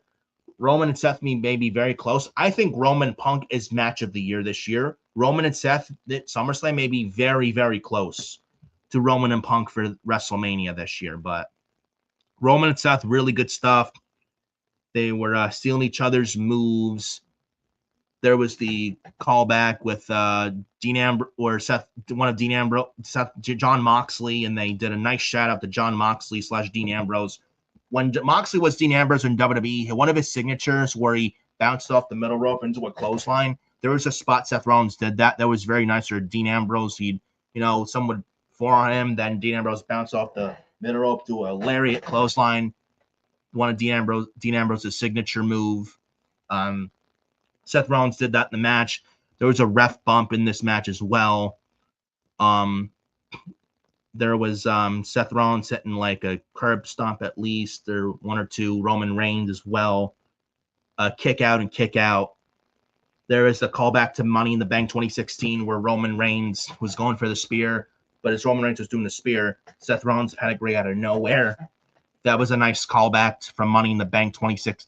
That was a nice callback from their match at Money in the Bank 2016. That was very, very nice. Seth Rollins then tried the top rope super curb stomp, but missed. And then there was Seth Rollins fighting out of the guillotine as well. And then Roman Reigns towards the end had one spear, then a second spear. Then Seth Rollins like, come on, come on. And then the third spear was like the kill shot. And 1, 2, 3, and winner, and still your World Heavyweight Champion, Roman Reigns. And then after the match, Roman Reigns and Seth Rollins show respect to do that Shield fist pump, like here. where Dean Ambrose would usually be if he was there to be in the middle, and a nice tribute to Dean Ambrose / John Moxley with the Shield as well from both Seth and Roman, and I hope Moxley was watching that. I do. Now, I got scripts here. Sorry about that. Hey, Nick, I got you two mixed up. No worry, scripts. It happens to all of us. Not to worry, man. It happens. Mistakes happen. We're all human. No worry, scripts. It's okay. But I think I know what you meant. But no worries. No worries. It's not the end of the world. Don't stress over it. No worries, bro. No worries at all. Happy to have you here. So, watching that, and again, I don't know if Moxley ever wants to come back to WWE. It'd be interesting to see Triple H in his administration how they would book Dean Ambrose / John Moxley. But I mean, Moxley isn't doing much of anything these days in AEW, anyways, with the Death Riders and stuff. He could be so much better. But I don't know, and I know it's none of my business when Moxley's AEW deal's up, if it's up somewhere next year or the later part of next year, but I don't know if he ever wants to come back to WWE now that Vince is not there. I don't know. Now that Triple H is there, I have no idea, but I do hope at least Moxley was watching that match at SummerSlam this year with Seth Rollins and Roman Reigns, because that was some really, really good stuff. Not better than Punk and Roman, in my opinion, but still a very great match nonetheless. And my biggest question, where does Seth Rollins go from here? Because he lost to Roman clean. Seth is he's pretty much fought almost everyone on Raw. Where does Seth Rollins go from here is what I'd love to know. Roman Reigns is obviously going to feud with LA Knight coming out of SummerSlam. That was the opening segment from Raw this past Monday with the Raw after SummerSlam, which I thought was a very good show, where I felt the Raw this past Monday felt like it was hitting the reset button after 2 awful Raws and was much better than the past 2 awful Raws. So Roman Reigns coming out of Raw this past Monday is now going to feud with LA Knight, whether it's at Money in the Bank, which is 10 weeks away. There's not another WWE PLE until mid-October, which is Money in the Bank in New Orleans this year. They do have Sunday night's main event in early September in Atlanta, Georgia, which I don't really care for that. But there's not another PLE till October with Money in the Bank. Do we get Roman Reigns and LA Knight before Money in the Bank or at Money in the Bank? I don't know, but that's Roman Reigns' next program, apparently coming out of SummerSlam, with Roman Reigns now feuding with LA Knight for the World Heavyweight title, coming right out of SummerSlam. But my biggest question, where does Seth Rollins go from here? Because he lost clean to Roman here. I'm very curious to see where Seth goes from here. I don't know who else you could feud him with. I wouldn't say move him to SmackDown, because SmackDown, you can't take everyone from Raw to SmackDown, because you're going to just make Raw very bleak. And Raw looks very bleak right now if you look at the roster. SmackDown's roster looks a lot stronger and stacked compared to Raw's before Punk got there and before Orton and Owens came back. So I don't know if taking Seth Rollins off Raw and move to SmackDown is really a good idea at this point, unless maybe you trade Drew McIntyre for Seth Rollins, maybe, and then do maybe they conduct some sort of a trade. I don't know, but I don't know who else you could have Seth feud with on Monday Night Raw. I have no idea, or maybe he's taking time off. Maybe that. And Becky Lynch returned this past Monday on Raw. And when Seth was there, Becky wasn't there. And now that Becky's back, maybe Seth's taking some time off. Maybe Seth Rollins asked for some time off and he got some time off, and he's probably maybe Seth Rollins is off of television for a while. I mean, he just came back in February in Chicago to the Elimination Chamber. He's been back for like 6 months, pretty much. I mean, unless maybe Becky's back and Seth is off TV for a while. Maybe he asked for time off. Who knows? But maybe that's what they do, and he's back a while after SummerSlam. Who the hell knows? But and he's not leaving the company. He's there for quite a while. And I think he's a lifer. He's not going anywhere, and neither is his wife Becky Lynch. There's no reason for them to leave and to go to AEW. And I think Seth and Becky are better off in WWE, to be honest with you, than in AEW. I'll be very honest with you guys. But maybe Seth asked for time off. That's what I'm going with. But Roman Reigns retains. I figured he would. I was going with Seth because Roman's now a part-timer with the world title, holding the title hostage. But now with Roman Reigns and LA Knight, okay. I just hope they can put. Now, I doubt LA Knight beats Roman Reigns for the title. I hope I'm proven wrong. Just take a chance on LA Knight.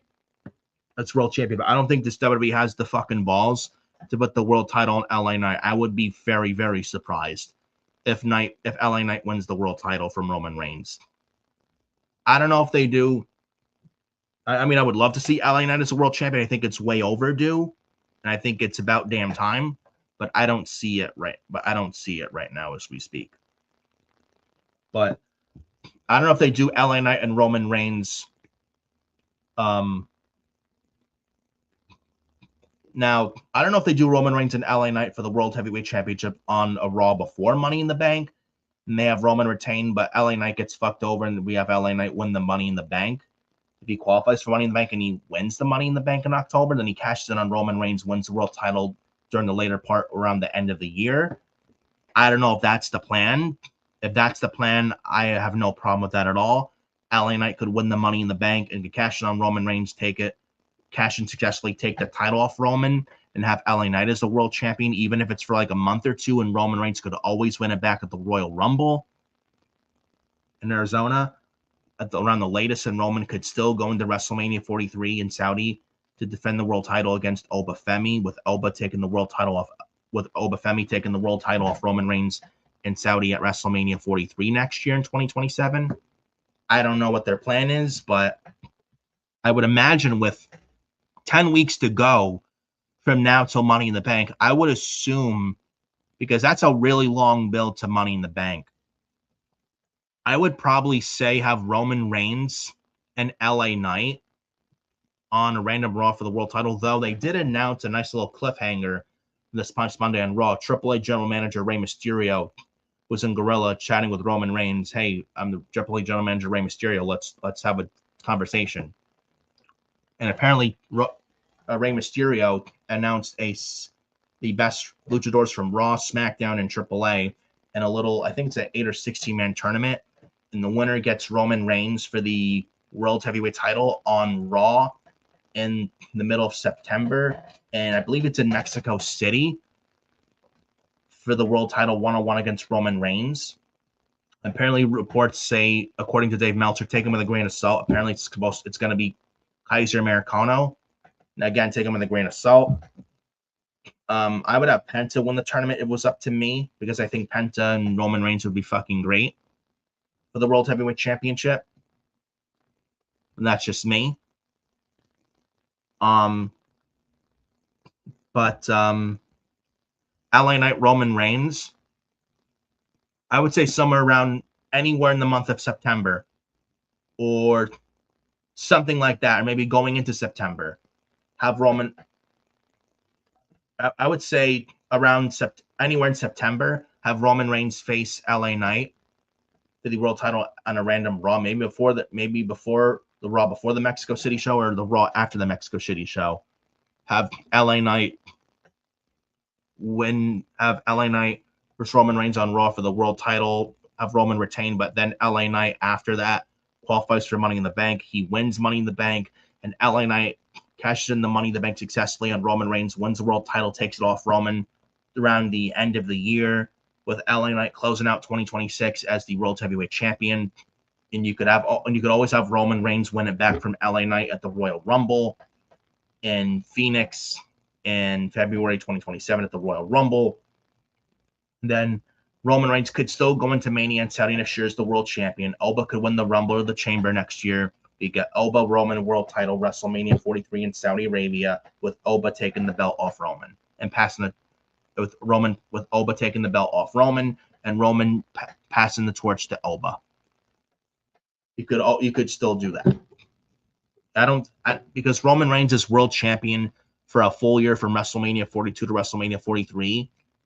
That's boring, and nobody wants to see that. Where you could have LA Knight win Money in the Bank and have him cash in on Roman, taking the title off Roman at the end of the year. Roman could always win it back at the Rumble in February. Then, like I said, Roman Oba world title, WrestleMania 43, with Roman Reigns dropping the World Heavyweight Championship to Oba Femi and coronating Oba Femi as the guy at WrestleMania. You can always do that still. But yeah, that was SummerSlam for night 2. Night 2 was SummerSlam, was better than night 1. Like I mentioned, LA Knight, Roman Reigns. It opened Raw on the Raw after SummerSlam in Iowa, Seth Rollins' hometown. Seth wasn't there. LA Knight, Roman Reigns, good opener. Ethan Page, Javon Evans, they wrestled the first match on the Raw after SummerSlam. Good match. There was a spot where Javon Evans leapfrogged over Ethan Page and the referee and had an OG cutter on Ethan Page for the 1-2-3, which I thought was sick and crazy in a good way. Javon Evans is bouncy, as Adam Carl would call him, Bouncy Evans. So Javon Evans gets the victory. After the match, Big Cass returns and he attacks Javon Evans, gives him the East River Crossing, and Big Cass is back as a heel. But no Enzo Amore, though, which I was very surprised by. But though, do I think Big Cass? Now, do I think not Big Cass? So now, do I think Enzo maybe returns later on? Yes, but not right now. Do I think they have Enzo and Cass back as a tag team later on? Probably yes. But Big Cass is now on Raw as a heel on his own, and I will say he looks great. Looking at him shape-wise, got to look in the best shape of his life, man, and he looks incredible. And happy to see him back. And I'm just going to spit this out there to everyone, especially the AEW sickos listening, and I don't care if I get shit from them. Big Cass was Big Bill in AEW, and Tony Khan fumbled Big Cass. He didn't know what to do with him, and he dropped the ball on him, did Tony Khan. He had him in the fucking learning tree with Brian Keith and Chris Jericho. Hi, guys. I am the learning tree. And man, was that fucking god-awful. And no wonder why Big Cass left AEW. And watching Big Cass destroy Javon Evans this past Monday on Raw, on the Raw after SummerSlam. In one night, Big Cass felt a lot more relevant and a lot fucking better, way better than his whole damn entire time in AEW. Don't at me. And one night, I want you to remember this. In one night, Big Cass felt so much better and so more relevant and so more important than this whole entire time that he spent down in AEW with Tony Khan. Tony Khan fumbled Big Cass. Tony Khan fumbled Big Bill. Tony Khan dropped the ball on Big Cass big time.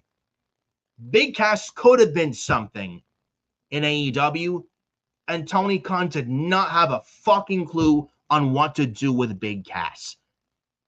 Big Cass, when he was Big Bill in AEW, was a tag team champion in AEW with Ricky Starks / Ricky Saints.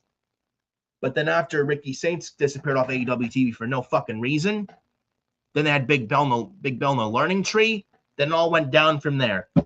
And you wonder why Big Cass left AEW to go back to WWE. You wonder why. I don't blame him whatsoever. And it's not just Big Cass Tony Khan's fumbled on. He's fumbled on a lot of fucking people. Not just Big Cass. And I'm happy to see Big Cass back. He looks in the best shape of his life. And again, in one night, Big Cass felt so much better. And one night, with his WWE return this year from this past Monday on Raw, he felt a lot more relevant in WWE this past Monday on Raw in one night than his whole entire time with the couple years he spent, at least in AEW. Facts.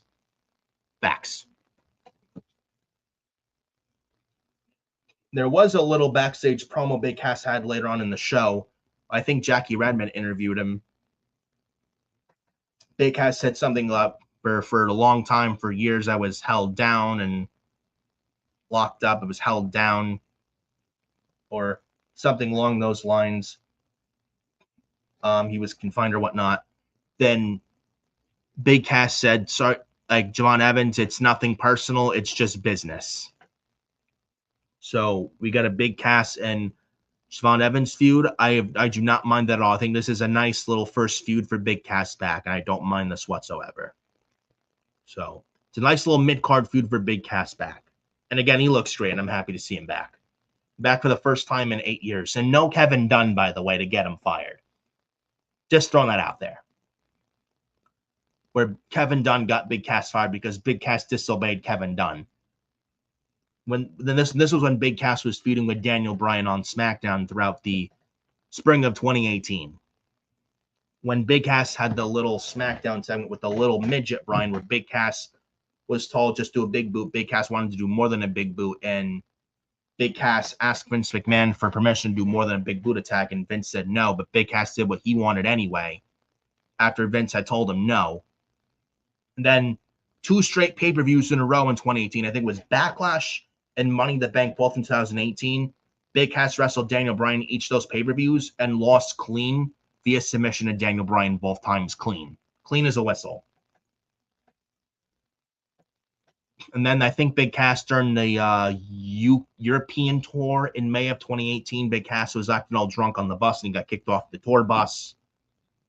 He was all drunk enough and stuff, and he was kicked right off that bus.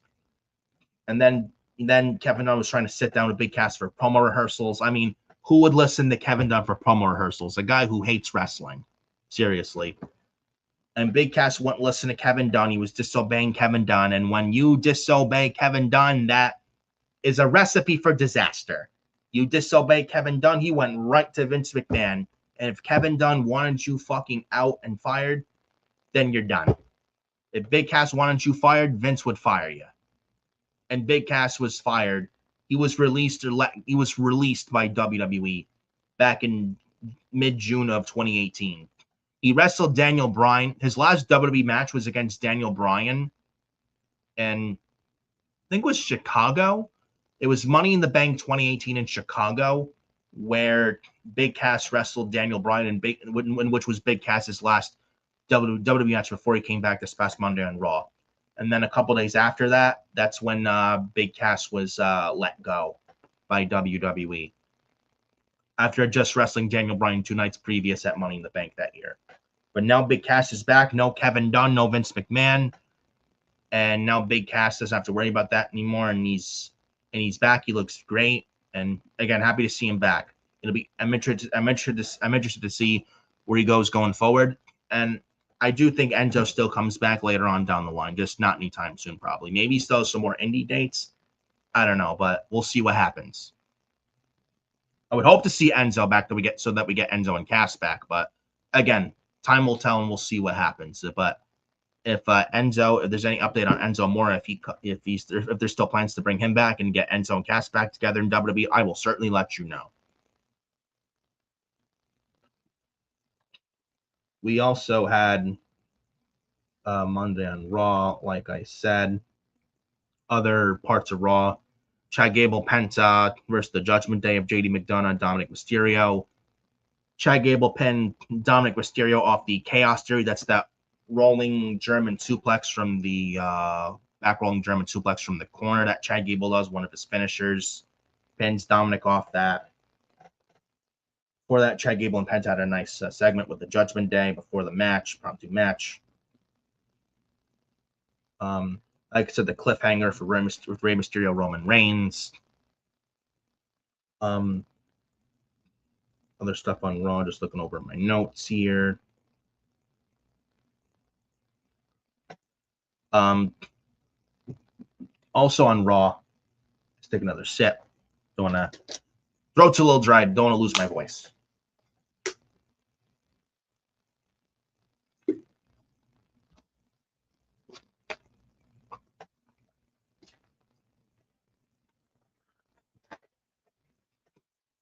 Other stuff, newsworthy notes on Monday Night Raw. On the Raw after SummerSlam, we had a segment with Liv Morgan, Raquel Rodriguez, and Roxanne Perez. Liv Morgan talks about Io Sky with her match with Io Sky at SummerSlam. And then you have Sol Ruca interrupt. You have Sol Ruca versus Roxanne Perez. I think Roxanne Perez wins here. And Sol Ruca. Then Sol Ruca gets beaten down. And then all of a sudden, Becky Lynch and her music hits. And Becky Lynch is back. And man, this is a really good segment post-match with Becky Lynch and the Judgment Day. And by the way, Becky Lynch is back as a babyface. She's no longer a heel. and she's a face now. Honestly, I think it's the right move. Becky Lynch had a really good heel run, and Triple H booked her better as heel than Vince did 5 years ago. But I digress. Becky Lynch, for the year and a half she was a heel, she pretty much did everything there was to do as a heel, was the women's IC champion and such. For almost everyone as a face on Raw as a heel. She pretty much did everything much as a heel on the Raw women's division. Now she's back as a face. Honestly, I think it's the right move. And there weren't that many faces on Raw, too, for the Raw women's division. So I think this is the right call. And not only Becky Lynch returned, Stephanie Vatcare came back as well. La Primera Stephanie Vatcare. And, man, she looked pretty good Monday on Raw, too, when he had a little stare down with Vatcare and Lynch. WrestleMania-worthy match. Becky Lynch and Stephanie Vatcare at WrestleMania 43. Inject that shit in my veins. Please. Please. But Becky Lynch and Stephanie Vatcare, they're back. This injects life into that Raw Women's division. And that Raw Women's division needed a big-time shot in the arm. And they definitely got that, no questions asked, with Becky Lynch back and Stephanie Vatcare back. And happy to see them both back. And, like, they had the Judgment Day, Liv Morgan, Raquel Rodriguez, Roxanne Perez. Lyra Valkyrie has not been on TV in a few weeks. I don't know what we're doing. Get her back on TV. Bayley's been out since Saturday night's main event. And there's rumors of Bayley's WWE contract. And we don't know where it stands, if she's signing a new deal at the end of the year or the later part of this year, or is she leaving? We don't know. Triple H would be foolish to let Bayley go. I don't know what's going on with Bayley, but like, that Raw Women's division had nothing going for them before Becky Lynch and Stephanie Vatcare came back. But Becky and Vatcare are now back. We got Becky Lynch feuding with Liv Morgan. Stephanie Vatcare, I would have her go after Raquel Rodriguez in the women's IC title. I think that's the perfect spot for now for Stephanie Vatcare, now that she's back. Have her take that. Maybe there's a reason I put the IC title on Raquel Rodriguez. Maybe. Have Raquel as the women's IC champion to drop it to Stephanie Vatcare. I wouldn't mind that. Have Stephanie Vatcare as the women's IC champ for a while, for a little bit, before dropping it to somebody else. Maybe we get Becky Lynch and Stephanie Vatcare at WrestleMania next year for the women's world title. And maybe Stephanie Vatcare wins the Royal Rumble next February. Who the hell knows? And we get Becky and Stephanie for the women's world title at WrestleMania next year that way. I don't know. I don't know what their plans are for WrestleMania next year for the women's world title, but we'll see what happens on that.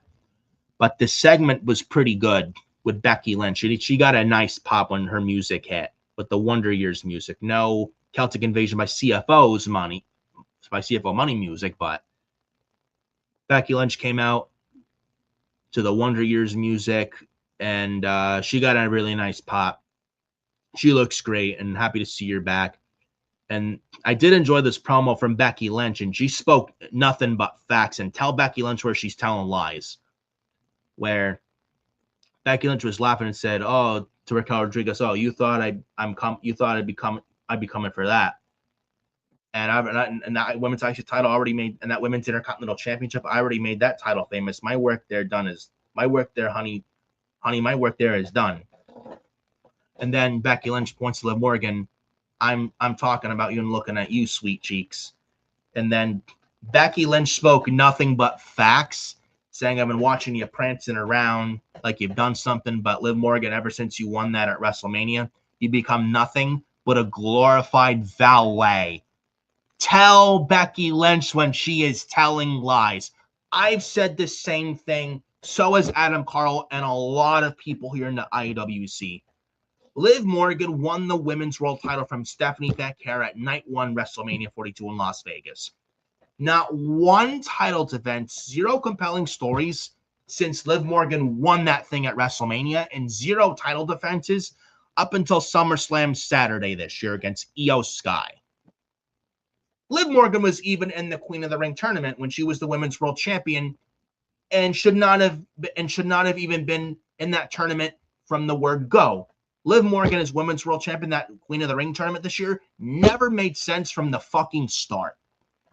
And Becky Lynch said it best that Liv Morgan's been a glorified valet since winning the Women's World title at WrestleMania this year, with Liv Morgan not even defending the title since winning it and not defending it until SummerSlam last Saturday. Tell Becky Lynch when she's telling lies.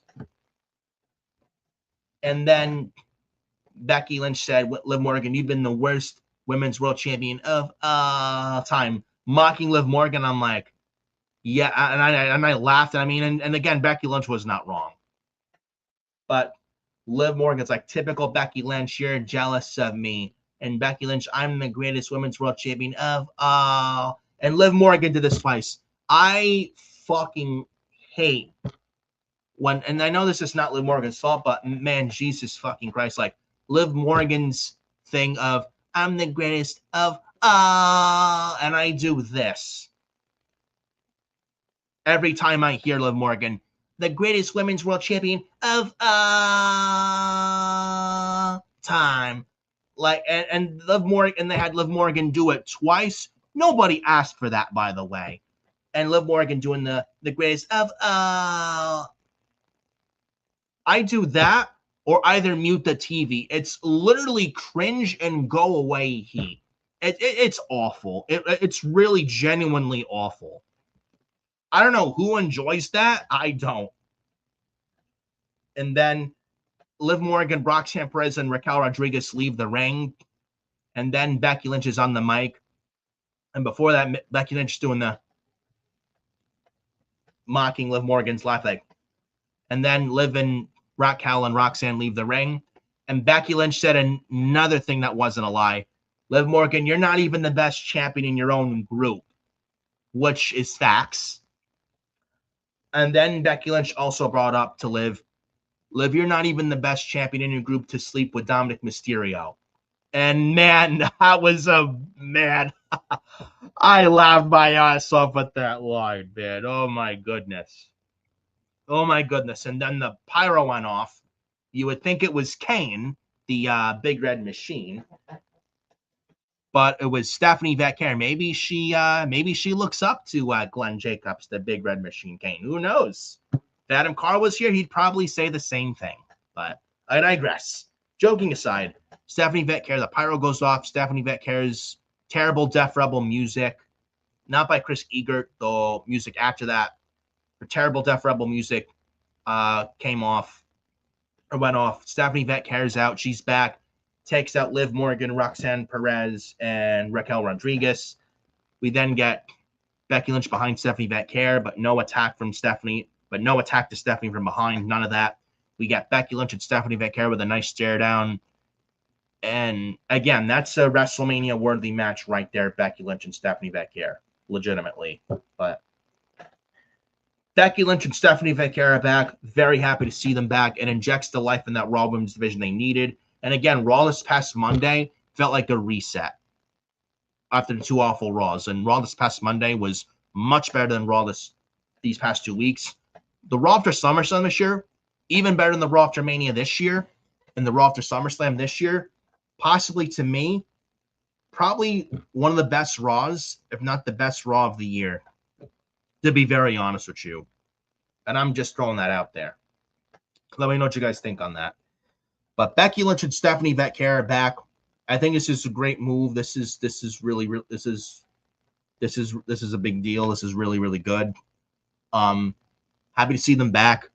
The Raw Women's division needed a shot in the arm, and they totally got that with Becky and Becker back. So happy to see them back. And they add a lot to television and that Raw Women's division. So happy to see them back.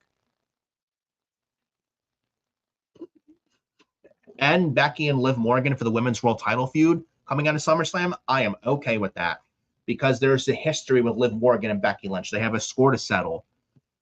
Liv Morgan won the Women's World title at King and Queen of the Ring in 2024 in Saudi. Who did Liv Morgan beat for that title? Becky Lynch. When Becky Lynch was written off WWE television around the early summer, closer to early summer of 2024, before Becky Lynch came back at WrestleMania 41 last year, Who did Becky Lynch got written off by who in a steel cage match on Raw? Liv Morgan. The first round of the Queen of the Ring this year, Becky Lynch and Liv Morgan were in the same first round match. Who did Liv Morgan eliminate in the first round? Becky Lynch. So there's a history and a score to settle, an unfinished business with Liv Morgan and Becky Lynch. So Liv Morgan and Becky Lynch for the women's world title feud coming out of SummerSlam. I have no problem with that whatsoever. Yeah, you got no complaints out of me for that. And you know what?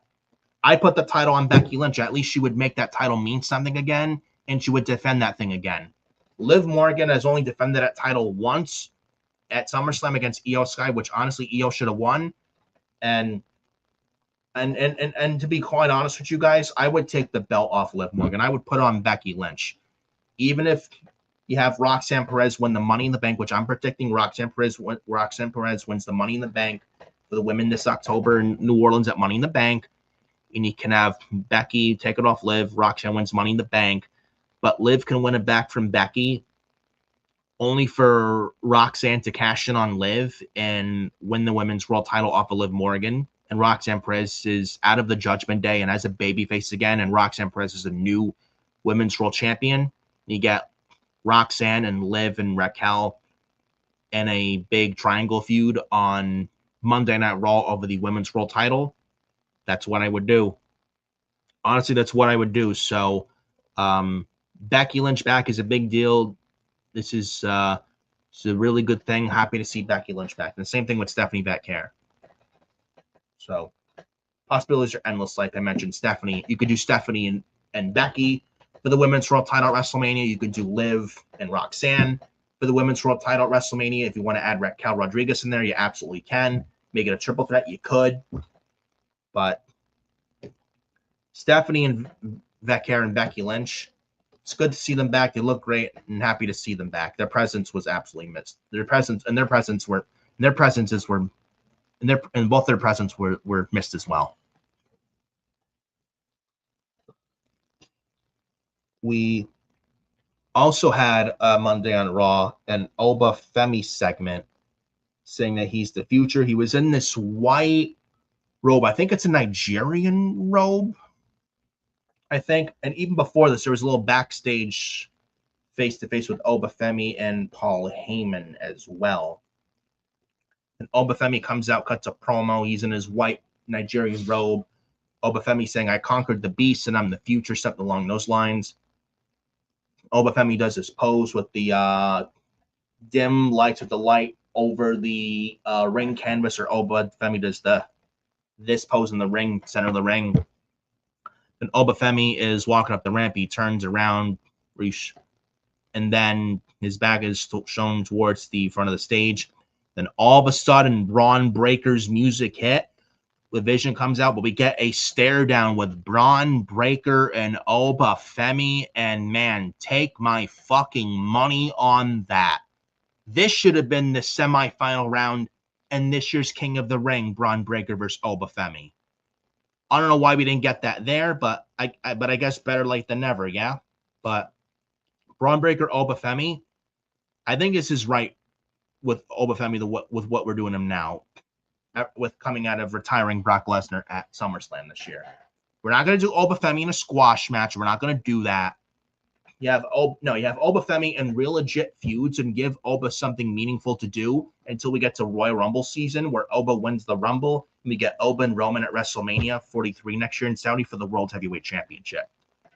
Oba Femi and Braun Breaker, I do not mind this at all, and I think this is the right spot for Oba Femi. Even Braun Breaker is just going to be pet food for Oba Femi. This is a big deal match. It's two bulls going at it, so I don't mind this. And yeah, I mean, Braun Breaker, we all know he's going to lose to Oba, but I mean, it gets Braun in a meaningful way against Oba. And I'm hoping this is just the beginning of many stages, because Braun Breaker's in the Vision as a World Tag Team Champion with Austin Theory, unfortunately, the fucking Vision. Adam Carl's favorite group, the Vision. I know. If Adam Carl, and I wish he was here, if he was here, he'd rip that Vision to shreds. I know. But we have Braun Breaker versus Joe Hendry. Joe Hendry was destroyed by Braun Breaker. Poor Joe Hendry is a jobber. And he's a TNA and NXT World Champion.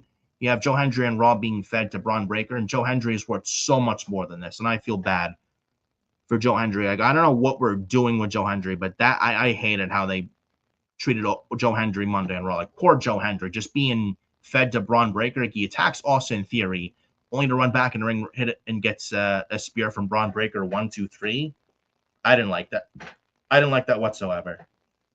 But what I did like and find interesting was Braun Breaker, after he beat Joe Hendry, he got out of the ring, walked up the ramp, walked right back to the back. But Braun Breaker did that by himself with no Vision went with him whatsoever. Are we finally getting Braun Breaker out of the Vision and on his own? I fucking pray and hope so. I hope so. Get Braun Breaker away from the fucking Vision. It's holding him down. It's doing him more bad than good. Get Braun Breaker away from the fucking Vision. Kill the Vision better yet while you're at it. The group is dead. Kill the group and back to the drawing board. Austin Theory with Maxine Dupree. I'm sorry, it's not working. Logan Paul's better on his own. Bronson Reed, when he comes back, he's better on his own.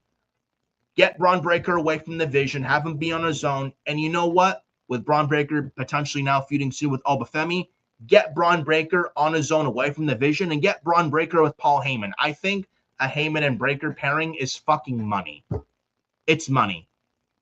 And they have great chemistry together, so why the hell not? Why not? Get Braun Breaker away from the Vision. Get him on his own. Get him away from Paul Heyman. That's what needs to happen. We get Tyler in their chat. What's up, Tyler? Make sure you hit the like on the video. Happy to see you here, Tyler. Or he's turned heel on them. I don't think turn heel, but I mean, because Oba's a face, Braun Breaker would have to be heel. But I mean, but either way, just get Braun Breaker out of the Vision. It's doing nothing for Braun. It's just holding him. It's doing nothing but Braun. The Vision is doing Braun Breaker, and the Vision's doing nothing for Braun Breaker, and it's holding Braun Breaker down. And the sooner you get Braun Breaker out of the Vision, the better. The Vision sucks, and it's dead. It's cursed. It was cursed before even Danhausen came to WWE, with Seth Rollins hurt and Braun Breaker hurt, Bronson Reed hurt. And look at the Vision last year. Seth Rollins, Paul Heyman, Braun Breaker, Bronson Reed. And look at them now. Austin Theory with Braun Breaker, Maxine Dupree, Logan Paul. Now Bronson Reed's out. The Vision sucks. It is cursed. And like Tyler says, that group, the Vision, is dead. Could not agree more, Tyler. Could not agree more. End the group, end the Vision, kill the Vision, go back to the drawing board. You know who I would bring up to Monday Night Raw? They're from AAA. They'd be a much better faction to run roughshod on Raw than the fucking Vision, and then better than the Judgment Day. I'll tell you what. I'm just going to throw this out here right now. And I would end the Judgment Day, too. Get JD McDonough in the mid-card on his own or whatnot. Or maybe have him still with Dominic. But you know who I would have as a new heel group on Raw to take the place of the Judgment Day and the Vision? There's this group, this heel group in AAA, Los Perros del Mal. It's of Daga, Bronco Nima from OTM, Carmen Petrovich, Humberto Carrillo, and Angel Garza. What about Los Perros del Mal from AAA on Raw, paired with Dominic and McDonough, and and they're led by Dominic and McDonough on, especially Dominic on Raw, and Los Perros del Mal is the brand new top #1 heel faction on Monday Night Raw. I think that would be way better than the Vision and the Judgment Day combined. I'm just throwing that idea out there because I think that would be much better than the Judgment Day right now, and certainly much better than the fucking Vision. I'll tell you that right now. Let me know what you guys think on that in the live chat or comment section down below, because I think that would inject life and be a breath of fresh air from Monday Night Raw, and it'll be a lot better off for Dominic and McDonough as well. But Braun Breaker, Joe Hendry, it was a squash, basically. Not going to talk much about it. Joe Hendry was buried and fed to Braun Breaker, was Joe Hendry. Joe Hendry deserves better. And then, like I said, the Obafemi segment as well. Braun Breaker. Got one more little quick thing to talk about before we conclude today's episode. And Tyler in the chat, I like that idea. Thank you, Tyler. I've been thinking about it for a little while, and I think it'd be something different. It's something fresh with Los Perros del Mal from AAA move to Raw sometime next year, whatnot. And they're the top heel faction on Raw, surpassing the Judgment Day in the Division while you kill the Judgment Day in the Division. I think that's the way to go. Because I think Roxanne Perez wins Money in the Bank is going to be out of the Judgment Day anyways. And Raquel could be on her own, just like Roxanne. The Judgment Day has pretty much run its course. The same thing with the Vision. The Vision is just dead. But that's just my opinion. But yeah. But yeah, I've been thinking about that idea for a while. I think that would be a great idea. I think that would be very fresh, and it's something different. It's something new. And Undertaker's doing a good job with AAA, and the Los Perros del Mal is doing some good stuff down there. So, I mean, I don't see why not. And it adds another tag team on Raw, and Angel and Berto, the Los Garces, or the Garces. The Raw and SmackDown both need tag teams, so why not? Dog is pretty good. Carmen Petrovich from NXT is very good. She's Canadian, but she's very good as well down in NXT. And then you got Bronco Nima from OTM. I'm not big on OTM, but you got Bronco Nima in the group as well. But yeah, just that idea I've been thinking about for a while. Los Perros del Mal running roughshod on Monday Night Raw as the new #1 faction, surpassing the Judgment Day in the Division on Monday Night Raw, led by Dominic Mysterio and JD McDonough, especially Dominic. So, and then we got the main event from Raw this past Monday and the Raw after SummerSlam. Not gonna talk about SmackDown last week, the SmackDown the day before SummerSlam, because although I will say, still not where it needs to be before Kevin Owens came back. But now that Kevin Owens is back, it should be hopefully a lot better now with SmackDown. And with Owens, Punk, Orton, Cody, Gunther, Balor, Sammy, then you get McIntyre back. SmackDown has the potential to be the A show again. But we'll see what happens on that. Hopefully SmackDown changes for the better now that Kevin Owens is back. But SmackDown last week was a lot better than Raw last week. Raw go-home show for SummerSlam, but I digress. But then we had NXT this past Tuesday. We had Lola Vice and Kendall Gray in the main event at NXT this past Tuesday in an underground match for the NXT Women's title. Kendall Gray won with the armbar. Really, really good stuff. Kendall Gray retains. I think that's Lola Vice's send-off. Apparently, she's SmackDown bound as soon as tonight. SmackDown for the SmackDown after SummerSlam later on tonight. Lola Vice is going to be on SmackDown, which I think is the right logical move. She's dating Damian Priest, who's on SmackDown. And I think SmackDown's a nice landing spot for Lola Vice. And they don't have that Latina presence on SmackDown. And Lola Vice, I think, on SmackDown is a good move. That's another nice solid name added to SmackDown. She could do the mid-card for the women's U.S. title. She could do the women's title, the WWE women's title. There's Lola Vice. You can do Lola Vice versus JC Jane, Chelsea Green, Blake Monroe, Charlotte Flair, Jade Cargill, Rhea Ripley when she comes back. There's Julia as well. Kiana James.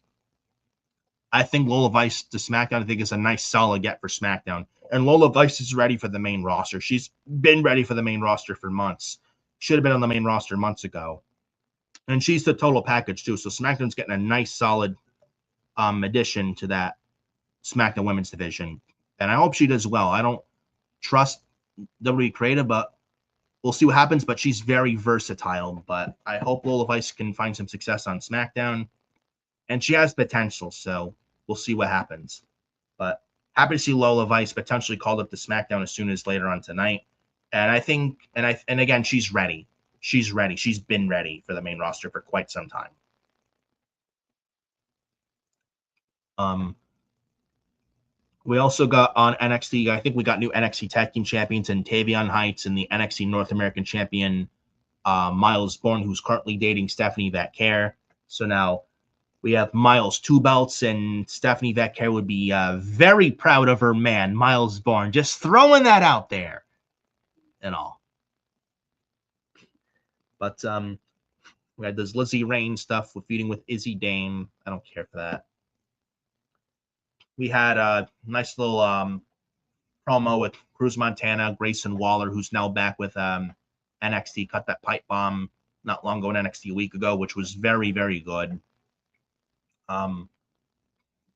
We have, I think, Grayson Waller and Cruz Montana on NXT next week, I think, booked for NXT next week, I think, as well. And a number one contender match for the NXT title, I believe, as well. But NXT getting a little bit up there now with Cruz Montana, the former Mike Santana there, and Grayson Waller now there. So we'll see. And NXT is going to have a house show in Poughkeepsie, New York at the MJ Convention Center on Thursday next week in 6 days. I'm not sure if I'll be going, but we'll see. We had Dynamite Wednesday, which was with Grand Slam Mexico, which was a good show, but it was too damn long. And MJF came back, which I'm happy to see him back, but no story, no build for All In except for like MJF and stuff. And it felt like pay-per-view. It was a good show and good in ring. And I like the stage set up for Grand Slam Mexico this past Wednesday Dynamite, but not really much at all for All In when they should be focusing on building to All In, which is like their biggest show, like their WrestleMania of the year for AEW for All In at Wembley in London.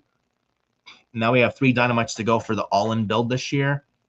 And nothing really felt important for All In build outside of like MJF, but that was Wednesday Dynamite this past Wednesday for AEW Grand Slam in Mexico. They announced this Continental Cup as well, which starts on Collision Saturday, which I will not be watching, by the way. But to conclude, we got 2 more comments here in the live chat. Tyler says, I told Scripps about the Vision. He's not doesn't agree with me. I told him that Vision is dead. He said no. I would say it's dead. Then Tyler says, I think the Vision's got no storyline and no storytelling. Well, the Vision could have been something. It had potential, but it went downhill when the group started getting injured, like Seth Rollins when he injured his shoulder in Perth, Australia last October at Crown Jewel in the match with Cody Rhodes when he did that stupid flying headbutt, which he should not have done. If he hadn't have done that, I don't think the group would have been this much cursed at all. But when Seth Rollins went down, that's when the group went down immediately. As soon as Seth went down last October. So, yeah, but the Vision is dead. I would just end it and have something else for Raw that's fresh and exciting. Back to the drawing board. But we have the main event of the Raw after SummerSlam, a street fight between Jacob Fatu and Royce Keys. We had Jacob Fatu win with the Tongan death grip, and Royce Keys passed out, and there was some blood coming out. I think it was like a capsule. I don't think it was real blood. It was like I think sometimes these wrestlers take like capsule things in their mouth, and like red stuff comes out, makes it look like they're bleeding, but they're not. But I think that's what it was. But Jacob Fatu made Royce Keys pass out with the Tongan death grip, and Jacob Fatu wins. Then Jacob Fatu post-match. This was pretty good. And Jacob Fatu post-match grabs a steel chair, wraps it around the head and neck of Royce Keys. The security guards, referees, and the Raw GM Adam Pearce tries to come in and get in the way and tries to stop Jacob Fatu. And Jacob Fatu, they tell Jacob Fatu to leave. He's about to leave, but he doesn't. Gets back in the ring, and nobody in his way. Jacob Fatu does the Samoan hip attack to Royce Keys in the corner in the ring with the chair wrapped around Royce Keys' head and neck, and it looked pretty vicious. And I was like, Adam Pearce stops, like, please don't, I'll stop. And then Jacob Fatu did anyway, and I'm like, yes, and that looked pretty damn good.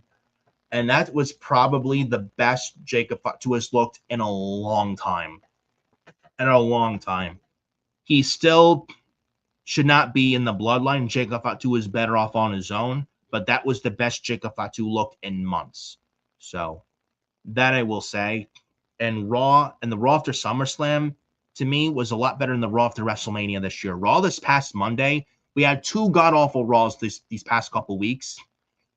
But with Raw this past Monday, the Raw after SummerSlam on August 3rd in Iowa, it felt like to me that Monday Night Raw truly hit the reset button with new faces. We had some returns, new stories. I'm hoping the same for SmackDown tonight. But Raw this past Monday felt like hitting the reset button. Felt like a reset. And again, new stories, got big casts. Back feuding with Javon Evans. Nice little mid-card feud. Penta, Dominic Mysterio would not, if that is to be, I would not mind that. We got Royski's written off TV for a while. You got a nice little cliffhanger with Roman Reigns, Rey Mysterio. It could be Penta or Kaiser Americano versus Roman Reigns for the world title on Raw in mid-September in Mexico City. Potentially, you got LA Knight in the chase for the world title against Roman Reigns. You got Becky Lynch back feuding with Liv Morgan. Stephanie Becker feuding with Raquel Rodriguez. Got Ruka in there and then Roxanne Perez, Obafemi, and Braun Breaker.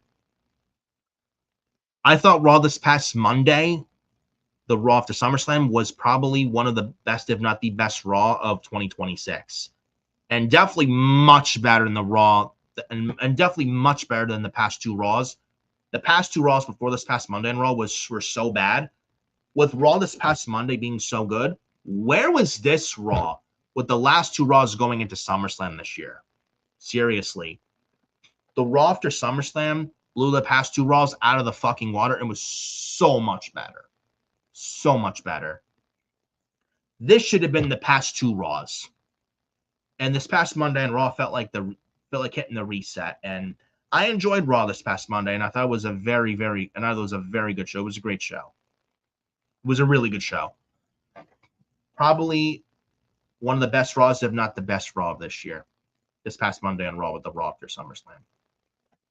But that concludes episode 36 of Forbidden Podcast. Hope you guys enjoyed. Thank you to everyone who showed up here in the chat. Tyler, Scripps, Mitch, Adam Carl, and Joe from Hot Takes and Headlocks. Got to have him on the show in the future as well. But next week for episode 37, we will have Adam Carl back, full swing of things. Me and Adam Carl next week, along with Eric joining Adam Carl and I next week for episode 37. Should be pretty good. Looking forward to that. As we head towards the middle of August and heading towards my 30th birthday. So they're turning 30 soon. So look forward to that. But thank you to everyone here showing up. You guys are awesome. Thank you so much for the support. It's greatly, greatly appreciated. I love and appreciate every single one of you. Make sure you go hit that like, hit the subscribe button for FioriousNation if you haven't subscribed yet. Hit that bell for all notifications. If you all follow me on Instagram, Nicholas Fiore 2014, TikTok FioriousNation, Facebook at Nicholas Fiore 31, and on X at FioreNick579. Enjoy the rest of your Friday, guys. Stay cool wherever you're at. If it's hot outside, stay cool. Stay hydrated. Enjoy the nice weather. If you're at the beach, enjoy the nice beach. Go for a bike ride. Go for a nice little walk or jog or run. Do something really nice. I hope you guys are doing something really nice. And enjoy the rest of your day. Especially if it's hot out there. Enjoy the nice weather. Enjoy the rest of your Friday. And appreciate all you guys showing up once again. I will see you next week. And me and Adam Carl, I will see you guys next week. And Adam Carl will see you guys next week with Eric for next week for episode 37 of the Forbidden Podcast here on YouTube via FioriousNation.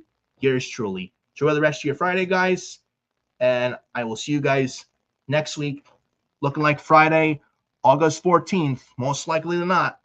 Friday next week, August 14th. Today's before my 30th birthday. Next week for episode 37 of the Forbidden Podcast here on FioriousNation via YouTube. See you guys See you guys next Friday, same time, 10:30. Peace out.